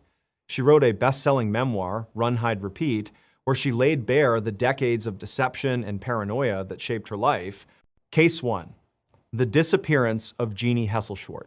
In 1995, 37-year-old Jeannie Hesselschwart lived in Arlington, Massachusetts with her fiancé, Mike Monahan. They had been together for a decade, and their families described them as deeply in love and devoted to each other. That summer, in July, they planned a backpacking and sightseeing trip to Yosemite National Park in California. On July 9, the couple entered Yosemite by a seasonal road that was only open in summer. It was quiet and desolate, no traffic, no people, and the drive itself would take 2 hours before reaching their destination. Roughly 2 hours in, they came to a scenic turnout where a handful of tourists were gathered admiring the view. Jeannie and Mike decided to stop, stretch their legs, and look around. Mike mentioned he wanted to head down a short path that was said to be good for bird watching. Jeannie, on the other hand, wanted to walk the opposite direction toward an overlook. They agreed to split up, each taking 15 minutes before meeting back at the car. Mike finished his short walk, returned as planned, but Jeannie never showed. At first, he waited, then asked the nearby tourists if they'd seen her. No one had. Growing anxious, he wandered a little up the trail she had taken, but quickly realized it branched off in several directions. Not knowing where she went, he hurried back. Spotting a park employee collecting trash, he begged for help. Within 45 minutes, Rangers were on the scene. What followed became Yosemite's largest search and rescue operation at the time. 40 square miles covered by helicopters, dogs, rangers, and hundreds of volunteers. Yet no trace of Jeannie was found. After 2 weeks, the only clues were 2 boot prints believed to be hers, one near the turnout, and another oddly placed crossing a major trail instead of following it. For searchers, this was baffling. Why would a lost hiker ignore a clear trail that led back to civilization? Dog teams brought to the area couldn't track her scent at all. Some handlers even suspected Mike was lying and that Jeannie had never been there. The FBI got involved, polygraphed Mike, and cleared him completely. 2 months later, on September 3, 2 fishermen in a remote section of the park discovered her body in a pool of water 3 miles from the turnout where she vanished. She wore only socks and a single boot. She had been submerged long enough that no cause of death could be determined. At first, it was speculated she might have fallen into a river upstream and been carried down. But officials pointed out the waterway was filled with debris. Her body couldn't have drifted that far. That left 2 possibilities. She had somehow climbed down 20 feet of sheer cliff without gear, or someone had carried her.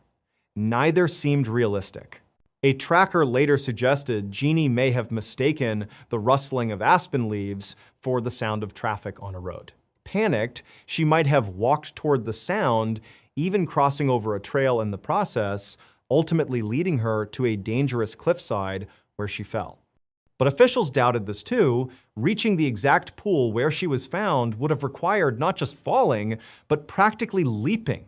To this day, no definitive explanation exists. Case 2, Amy Linkert and Joe Blasley, Craters of the Moon.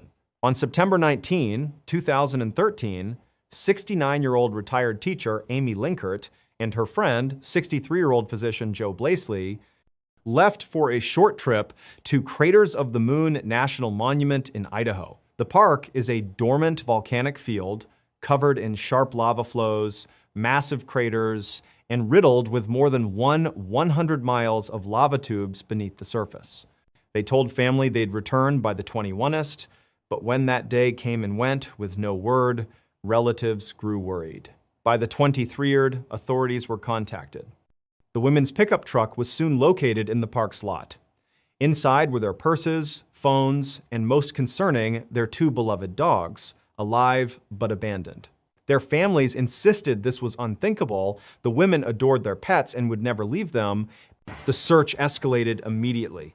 Helicopters scanned from above while teams scoured the rough terrain. Within a day, Amy's body was discovered far off any trail in an extremely rugged, inaccessible area. Park officials were stunned. This wasn't somewhere casual visitors could stumble into, especially not 2 older women out for a light hike. For weeks, teams searched for Joe. Cadaver dogs scoured the lava fields. Pilots flew repeated sweeps overhead. Nothing.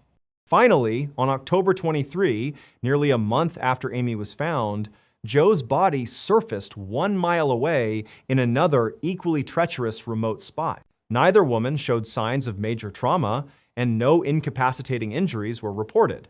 The official ruling, accidental deaths. But the questions remain. Why did they leave their dogs and phones in the car?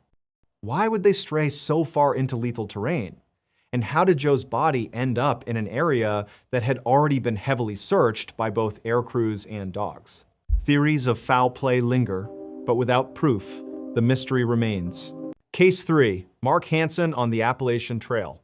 On March 7, 1975, 21-year-old college student Mark Hansen set out with 2 friends, Ben Fish and John Chittister, to hike the Appalachian Trail during their spring break. All 3 were fit and eager to test themselves on one of the trail's toughest sections.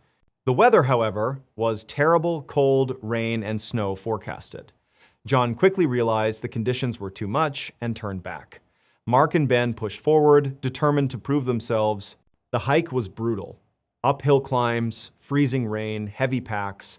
Ben managed well, but Mark struggled, lagging behind, exhausted. By evening, they still hadn't reached the Tri-Corner Knob shelter where they planned to sleep. As snow began to fall, Mark collapsed onto the trail, insisting he could go no further. Ben begged him to push on, but Mark refused. So Ben walked ahead to scout for the shelter, unaware he was only about 200 meters from it. Missing it in the dark, he returned and set up nearby, deciding to camp within sight of Mark. That night, Ben had a nightmare of Mark screaming for help as something dragged him into the forest. When Ben awoke, Mark was gone. Only his backpack remained. Fresh snow had covered any tracks. Panicked, Ben rushed down the trail and stumbled upon the shelter so close they could have made it the night before.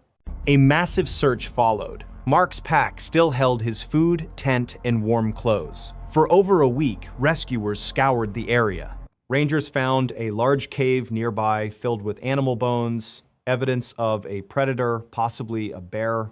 On the 9th day, Mark's body was found 3 miles downhill, propped against a tree. His gloves, boots, and jacket were off and neatly placed beside him. The autopsy suggested he died 24-36 hours after leaving the trail. But why did he leave? The trail was wide and obvious. Even in snow, it was nearly impossible to stray off accidentally. And Mark had been too weak hours earlier to even stand, yet somehow he traveled miles through rough terrain in the middle of the night. Was Ben's dream actually real? Did something attack Mark and drag him away? The truth remains unanswered. In April of 2020, a 17-year-old named Sam, an avid outdoorsman, decided to head out on a one-night backpacking trip in Arizona's Superstition Mountains.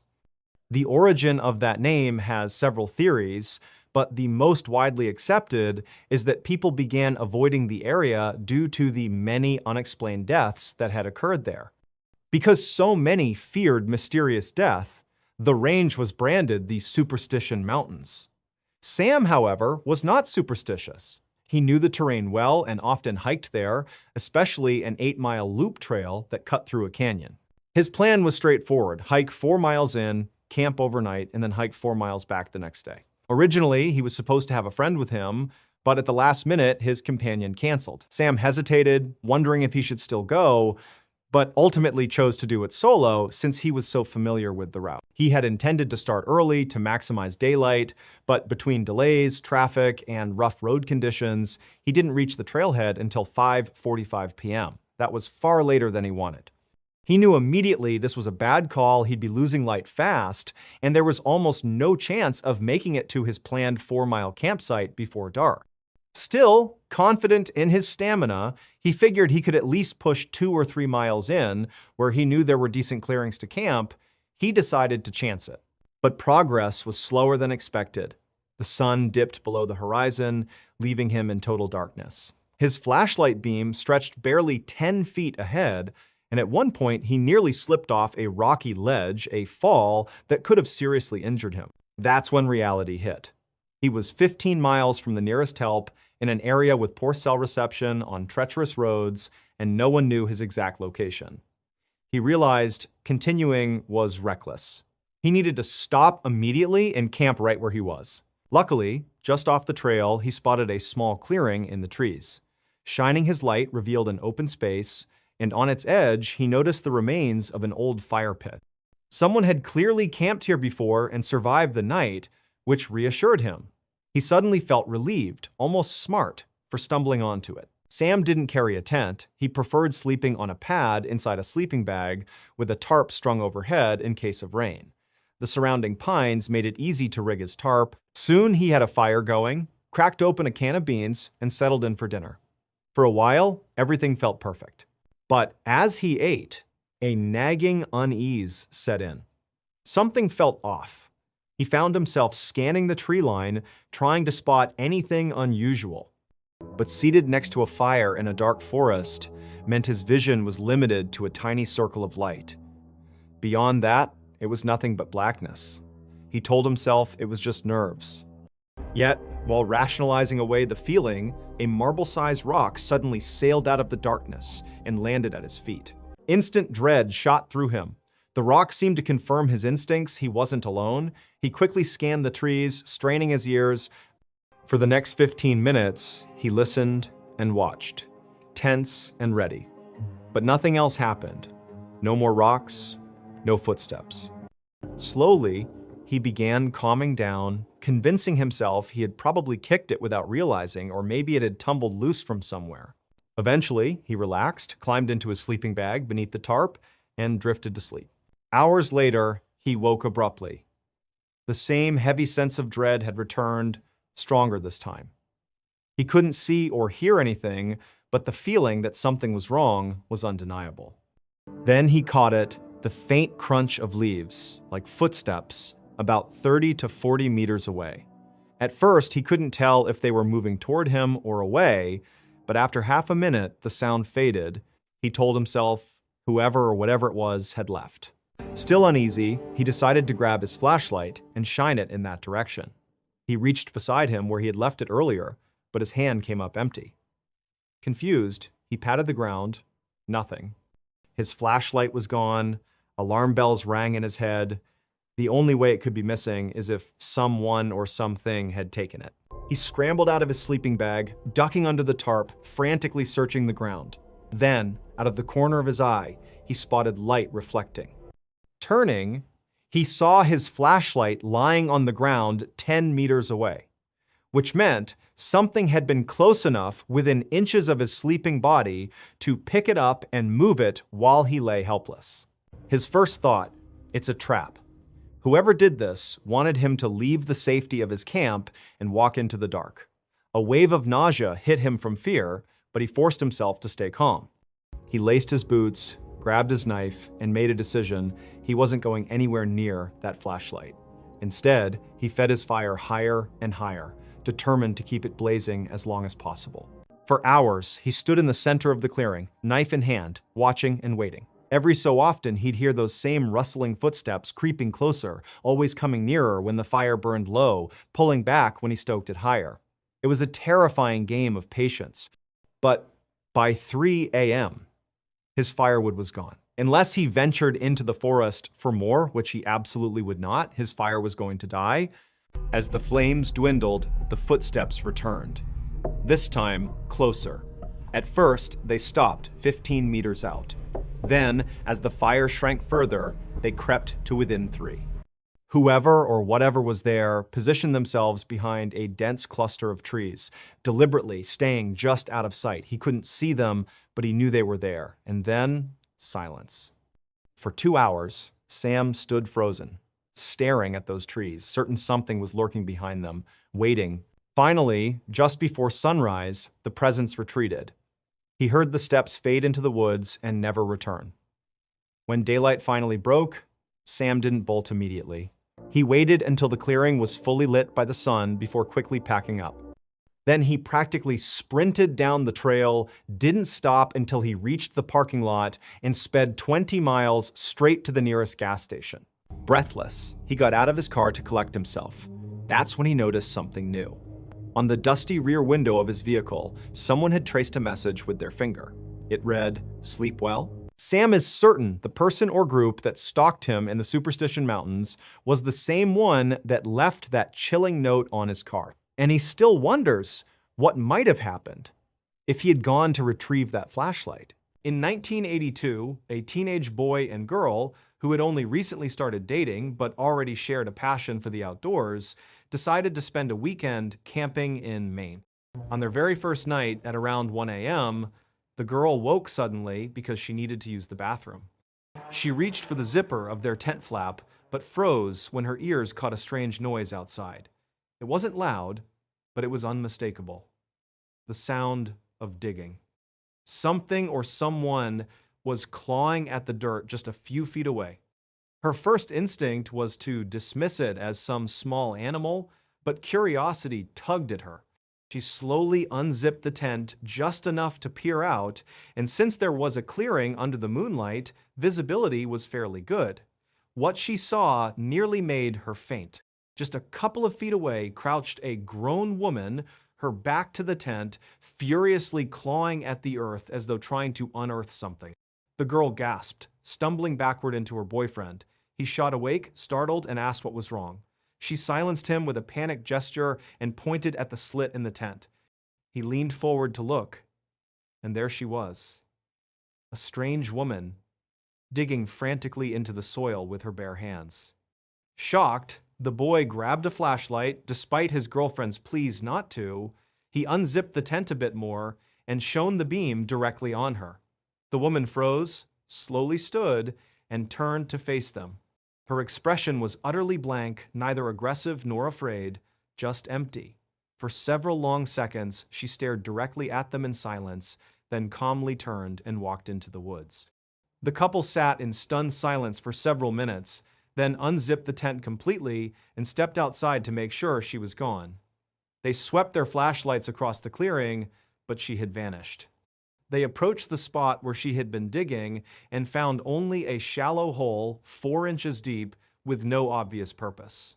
Confused and unsettled, they decided the best thing to do was to report it to the rangers in the morning. Feeling a little more secure that she had left, they zipped the tent and tried to go back to sleep. Minutes later, the sound of running feet jolted them. She was back. When they looked outside, the woman wasn't digging this time, she was rummaging through their gear scattered around the camp. Her movements were erratic, almost animalistic. She'd pick up an item, glance at it, then hurl it behind her, repeating the process over and over. The boy stormed out of the tent, shining the flashlight on her. "You need to leave," he yelled.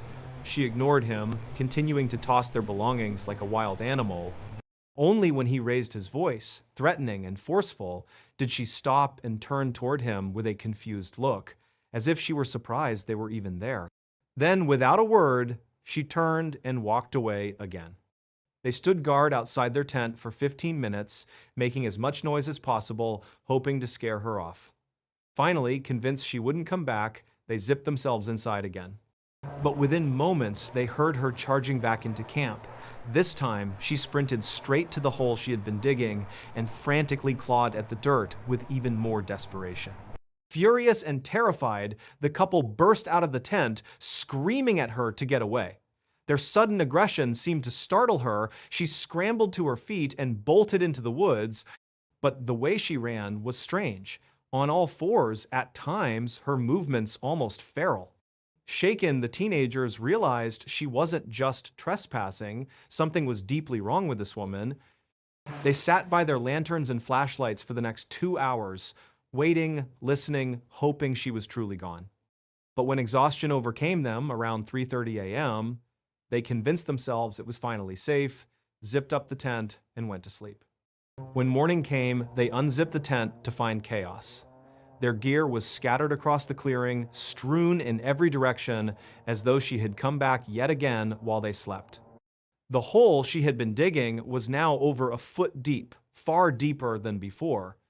And the most disturbing realization of all, during those 2 hours when they thought she was gone, she must have been lurking just out of sight in the shadows, watching them, waiting for them to let their guard down. Yet, when they examined their belongings, nothing was missing. She hadn't stolen anything, not even valuable items she could have easily taken. She had only dug and scattered. Horrified, they packed up immediately and reported everything to the park ranger. But the ranger admitted he had no idea what to make of it. He had never heard of such an encounter. The teenagers left that day, refusing to spend another night there. And to this day, they have no explanation for who or what that woman was, why she obsessively dug into the earth, or why she kept coming back like some kind of wild, feral creature. In 2016, a 25-year-old Wall Street banker named Matt decided he needed a break. His job was so demanding that whenever he got a chance, he escaped into the wilderness for a few days to reset his mind. Though he lived in one of the busiest cities in the world, he was actually an experienced outdoorsman. For this trip, he headed into the backcountry near Mount Rainier in Washington state, far off any marked trails, determined to be as isolated as possible. On his first night, Matt found a small clearing surrounded by trees. He built a fire, cooked a simple meal, set up his tent, and climbed inside. Within minutes, he was fast asleep. But hours later, strange sounds woke him. Something was moving outside heavy, deliberate steps, like an animal pacing just beyond his tent. Curious but cautious, he unzipped the flap, just a crack, and peeked out. His fire had gone out, but in the faint moonlight, he saw something that made his stomach drop. A man was sitting by his fire pit, where there was no fire, just sitting with his hands resting on his knees, staring at the ground.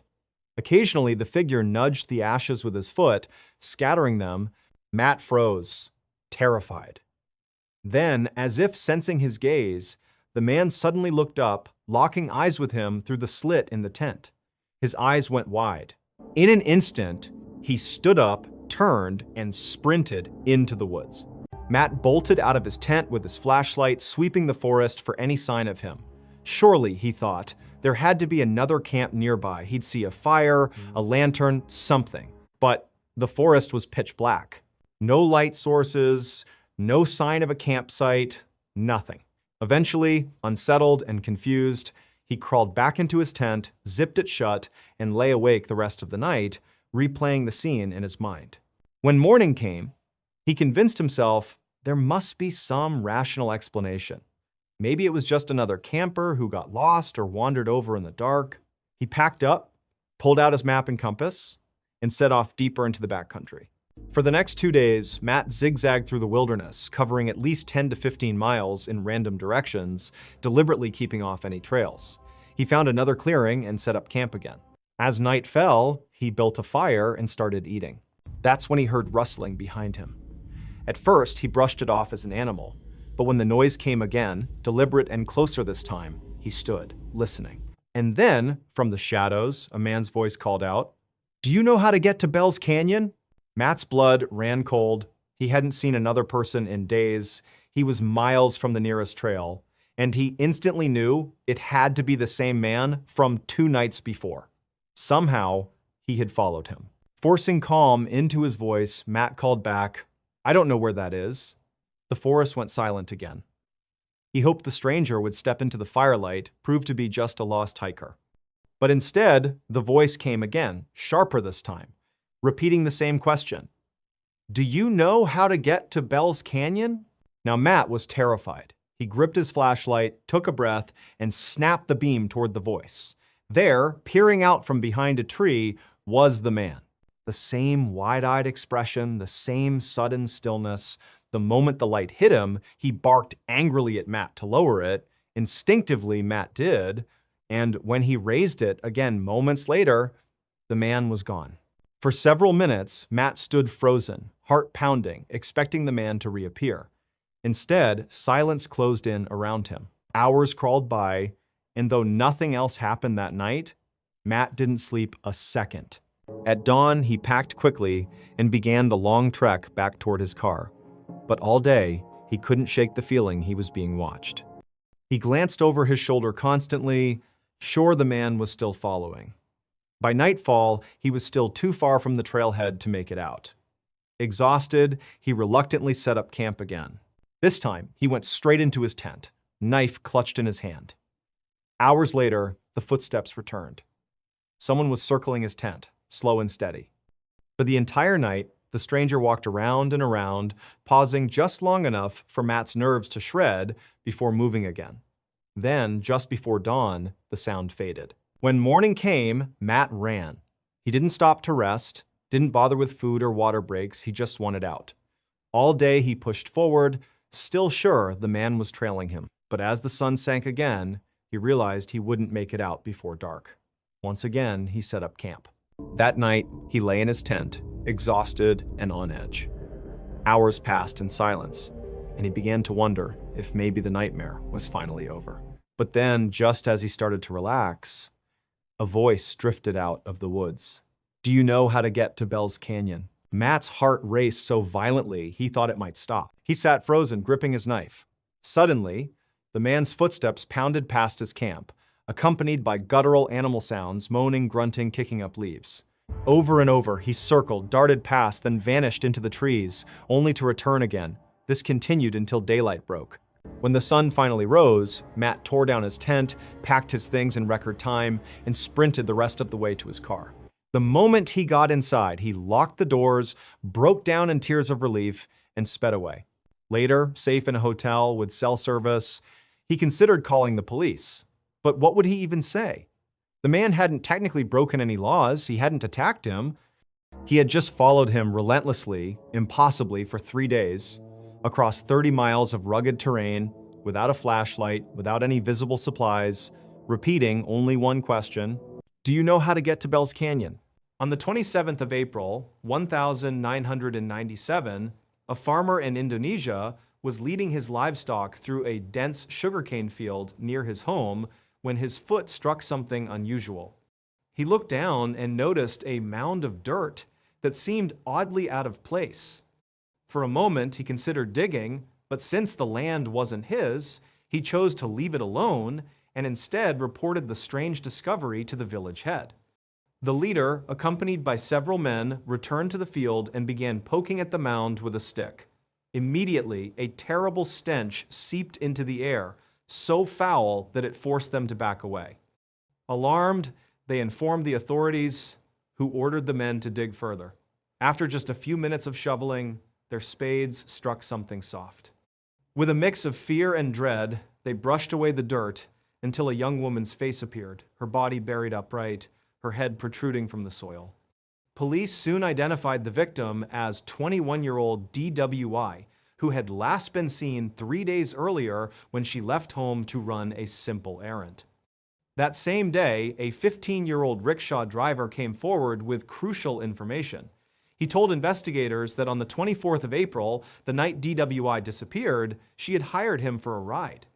Instead of giving him a clear destination, she only instructed him to travel in a certain direction, saying she would guide him further along the way. When he pressed her, she reluctantly admitted she was going to see a local shaman. The police traced this man, a 45-year-old named Ahmad Siraji. At first, he denied any involvement, claiming he had not seen DWI at all. But when police searched his home and found her belongings inside, his facade crumbled. Without hesitation and almost disturbingly calm, he confessed. He admitted not only to killing DWI, but to murdering dozens of women the same way and burying them in the sugarcane fields. Authorities returned to the fields and began excavating. All around were suspicious mounds of soil. As they dug, body after body surfaced, all buried in shallow graves, positioned upright, their heads left above ground. By the end, investigators believed they had found 42 victims, though the true number could have been higher. When asked why he had done it, Siraji gave a chilling explanation. He claimed that in 1986, he experienced a vivid dream in which his deceased father appeared to him and instructed him to drink the saliva of 70 women. If he succeeded, he would become immortal. Siraji didn't dismiss this as just a bizarre dream. He took it as a sacred command. But he had no idea how to collect saliva willingly from 70 people. After brooding on it, he decided the most efficient way was to kill them and extract it by force. To lure victims, he carefully built a reputation as a mystical healer. He spread word that he possessed supernatural powers and could grant women everlasting beauty and prosperity. The rumor spread quickly, drawing women not only from his village, but from surrounding areas. When they arrived at his home, he demanded a steep fee, roughly $300, then insisted on performing a secret ritual at night. Leading them through a cemetery and into the sugarcane fields, he handed each victim a shovel and told her to dig a hole as part of the ceremony. Once the pit was waist deep, he instructed her to climb in, stand with her arms at her sides, and remain still.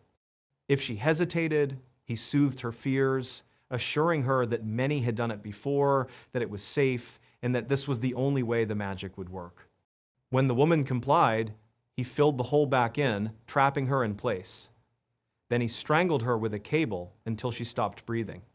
After she was dead, he pulled her from the hole, took her saliva, then dug the hole deeper and reburied her, always leaving her head exposed and always facing his house. He explained that he believed having these women's faces turned toward him gave him even greater power. In Dwight's case, she had grown nervous after paying the fee and initially wanted to back out.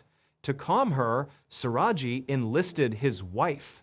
She had no idea her husband was a serial killer, so when he told her to reassure DWI, she went along, promising the girl it was safe. She even offered to accompany them. Comforted, DWI reluctantly agreed to continue. Hours later, only Siraji and his wife returned. In 2008, Ahmad Siraji was executed by firing squad for his crimes. His wife, convicted of helping lure victims into the deadly rituals, was sentenced to life in prison. In 2010, a 17-year-old boy was devastated when his father suddenly passed away. The loss shattered the family. Not only did they grieve for their husband and father, but the spaces where they had shared the happiest memories suddenly felt hollow. One of those places was their cabin near Mount Bachelor in Oregon, a beautiful retreat where the family had spent winters skiing, snowboarding, and hunting together. After the father's death, the family decided to sell the cabin.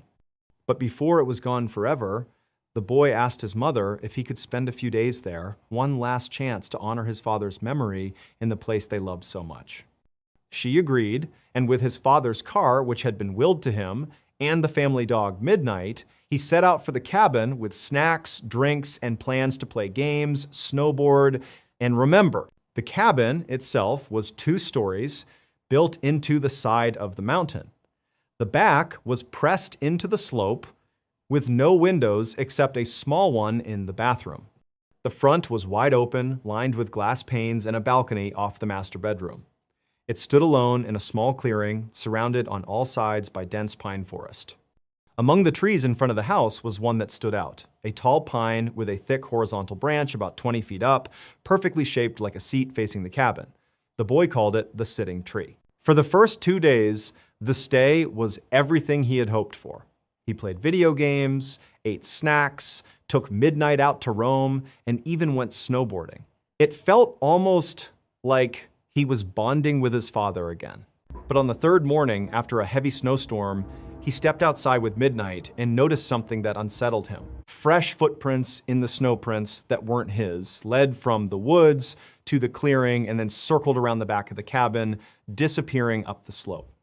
He told himself it must have been a hiker or a neighbor, though both were unlikely. Still, he forced himself to shake it off. That night, he locked every door and window, drew the blackout curtains, and went upstairs to bed with Midnight. Hours later, the dog suddenly perked up, staring at the stairs. Then, without warning, she bolted down to the front door, pacing and whining to be let out. Uneasy, the boy finally gave in, opened the door, and followed Midnight into the snow. Instead of using the bathroom, she froze, staring toward the tree line, body tense, her gaze locked on to the sitting tree. The boy's nerves flared. He grabbed the dog, dragged her back inside, locked the door, shut the blinds, and went upstairs. Midnight refused to get into bed, choosing instead to stand near the stairs, ears pricked, body on edge. Minutes passed in silence. Then came the sound. 6 distinct, deliberate footsteps directly above him, on the roof. They sounded heavy, not like an animal's paws, but like hooves, clopping slowly from one side of the cabin to the other. His blood ran cold. There was no way a deer or moose could climb onto the roof. Midnight stared at the ceiling, then whipped her head toward the balcony door, growling low in her throat. Terrified but desperate to know, the boy mustered the courage to slide open the blackout curtain. The balcony was buried in snow, the night thick and silent. He opened the door, flashlight in hand, and swept the beam across the roof. Nothing. Then he scanned the clearing, the trees, the sitting tree. And there, perched 20 feet up on that thick branch, crouched a figure. A tall man, impossibly balanced, clutching the branch above him, mouth open wide, eyes locked, unblinking on the boy. The flashlight slipped from his hand, heart pounding. He fumbled to pick it up, swung the beam back toward the tree, but the branch was empty. No man, no sound, just the black wall of forest. He yanked Midnight inside, slammed the door, locked it, and pulled the curtains shut. Upstairs, they huddled together in bed. Midnight no longer wanted to go outside. Then came the tapping. Soft at first, like a single finger rapping against glass. At the front door. Then silence. Then tapping again, this time on the walls, moving slowly around the cabin. He held his breath, listening as it shifted to the tiny bathroom window just feet from where he lay. Then it circled the house, tapping each side in turn. He could picture it walking in slow circles around his home, testing every wall, every window, as if it was deciding where to come in. Hours dragged by. Then came the heaviest blow, footsteps on the balcony. And then the tapping again right on the sliding glass doors to his bedroom. The sound was inches away, separated only by thin curtains and glass. He couldn't move. He couldn't even breathe. The tapping continued, steady, patient. Then it stopped and began again on the roof, directly above him. He lay frozen in terror as the sound went on and on, until finally the first light of dawn broke through. When the sun rose, he pulled the curtains back. The balcony was empty, but footprints stamped the snow footprints that paced back and forth all night long. He looked up at the roof and saw more tracks. They circled the cabin like a predator stalking prey, then trailed off toward the sitting tree before vanishing into the woods. Shaken and exhausted, he packed his things, loaded Midnight into the car, and left. The cabin was sold shortly after. He never returned. It was around 8:30 p.m. on December 29th, 1972, when passengers at JFK International Airport in Queens, New York, heard over the intercom that Eastern Airlines Flight 401 to Miami was now boarding. About 30 minutes later, all 176 people, including 13 crew members, were seated on board. This wasn't just any airplane. Flight 401 was one of Eastern's brand new Lockheed L-1011 TriStars, a massive, state-of-the-art jet capable of holding up to 400 passengers. It had 2 levels, the main cabin above and a lower deck with a galley kitchen and a lounge just for the crew. That night, Captain Robert Bob Loft was in command. He was 55, strikingly handsome, a perfectionist, with more than 30 zero-hours of flight time. Sitting to his right was First Officer Bert Stockstill, 10 years younger. Behind them was the flight engineer, Don Repo, a strong man with a gentle, approachable demeanor. And in the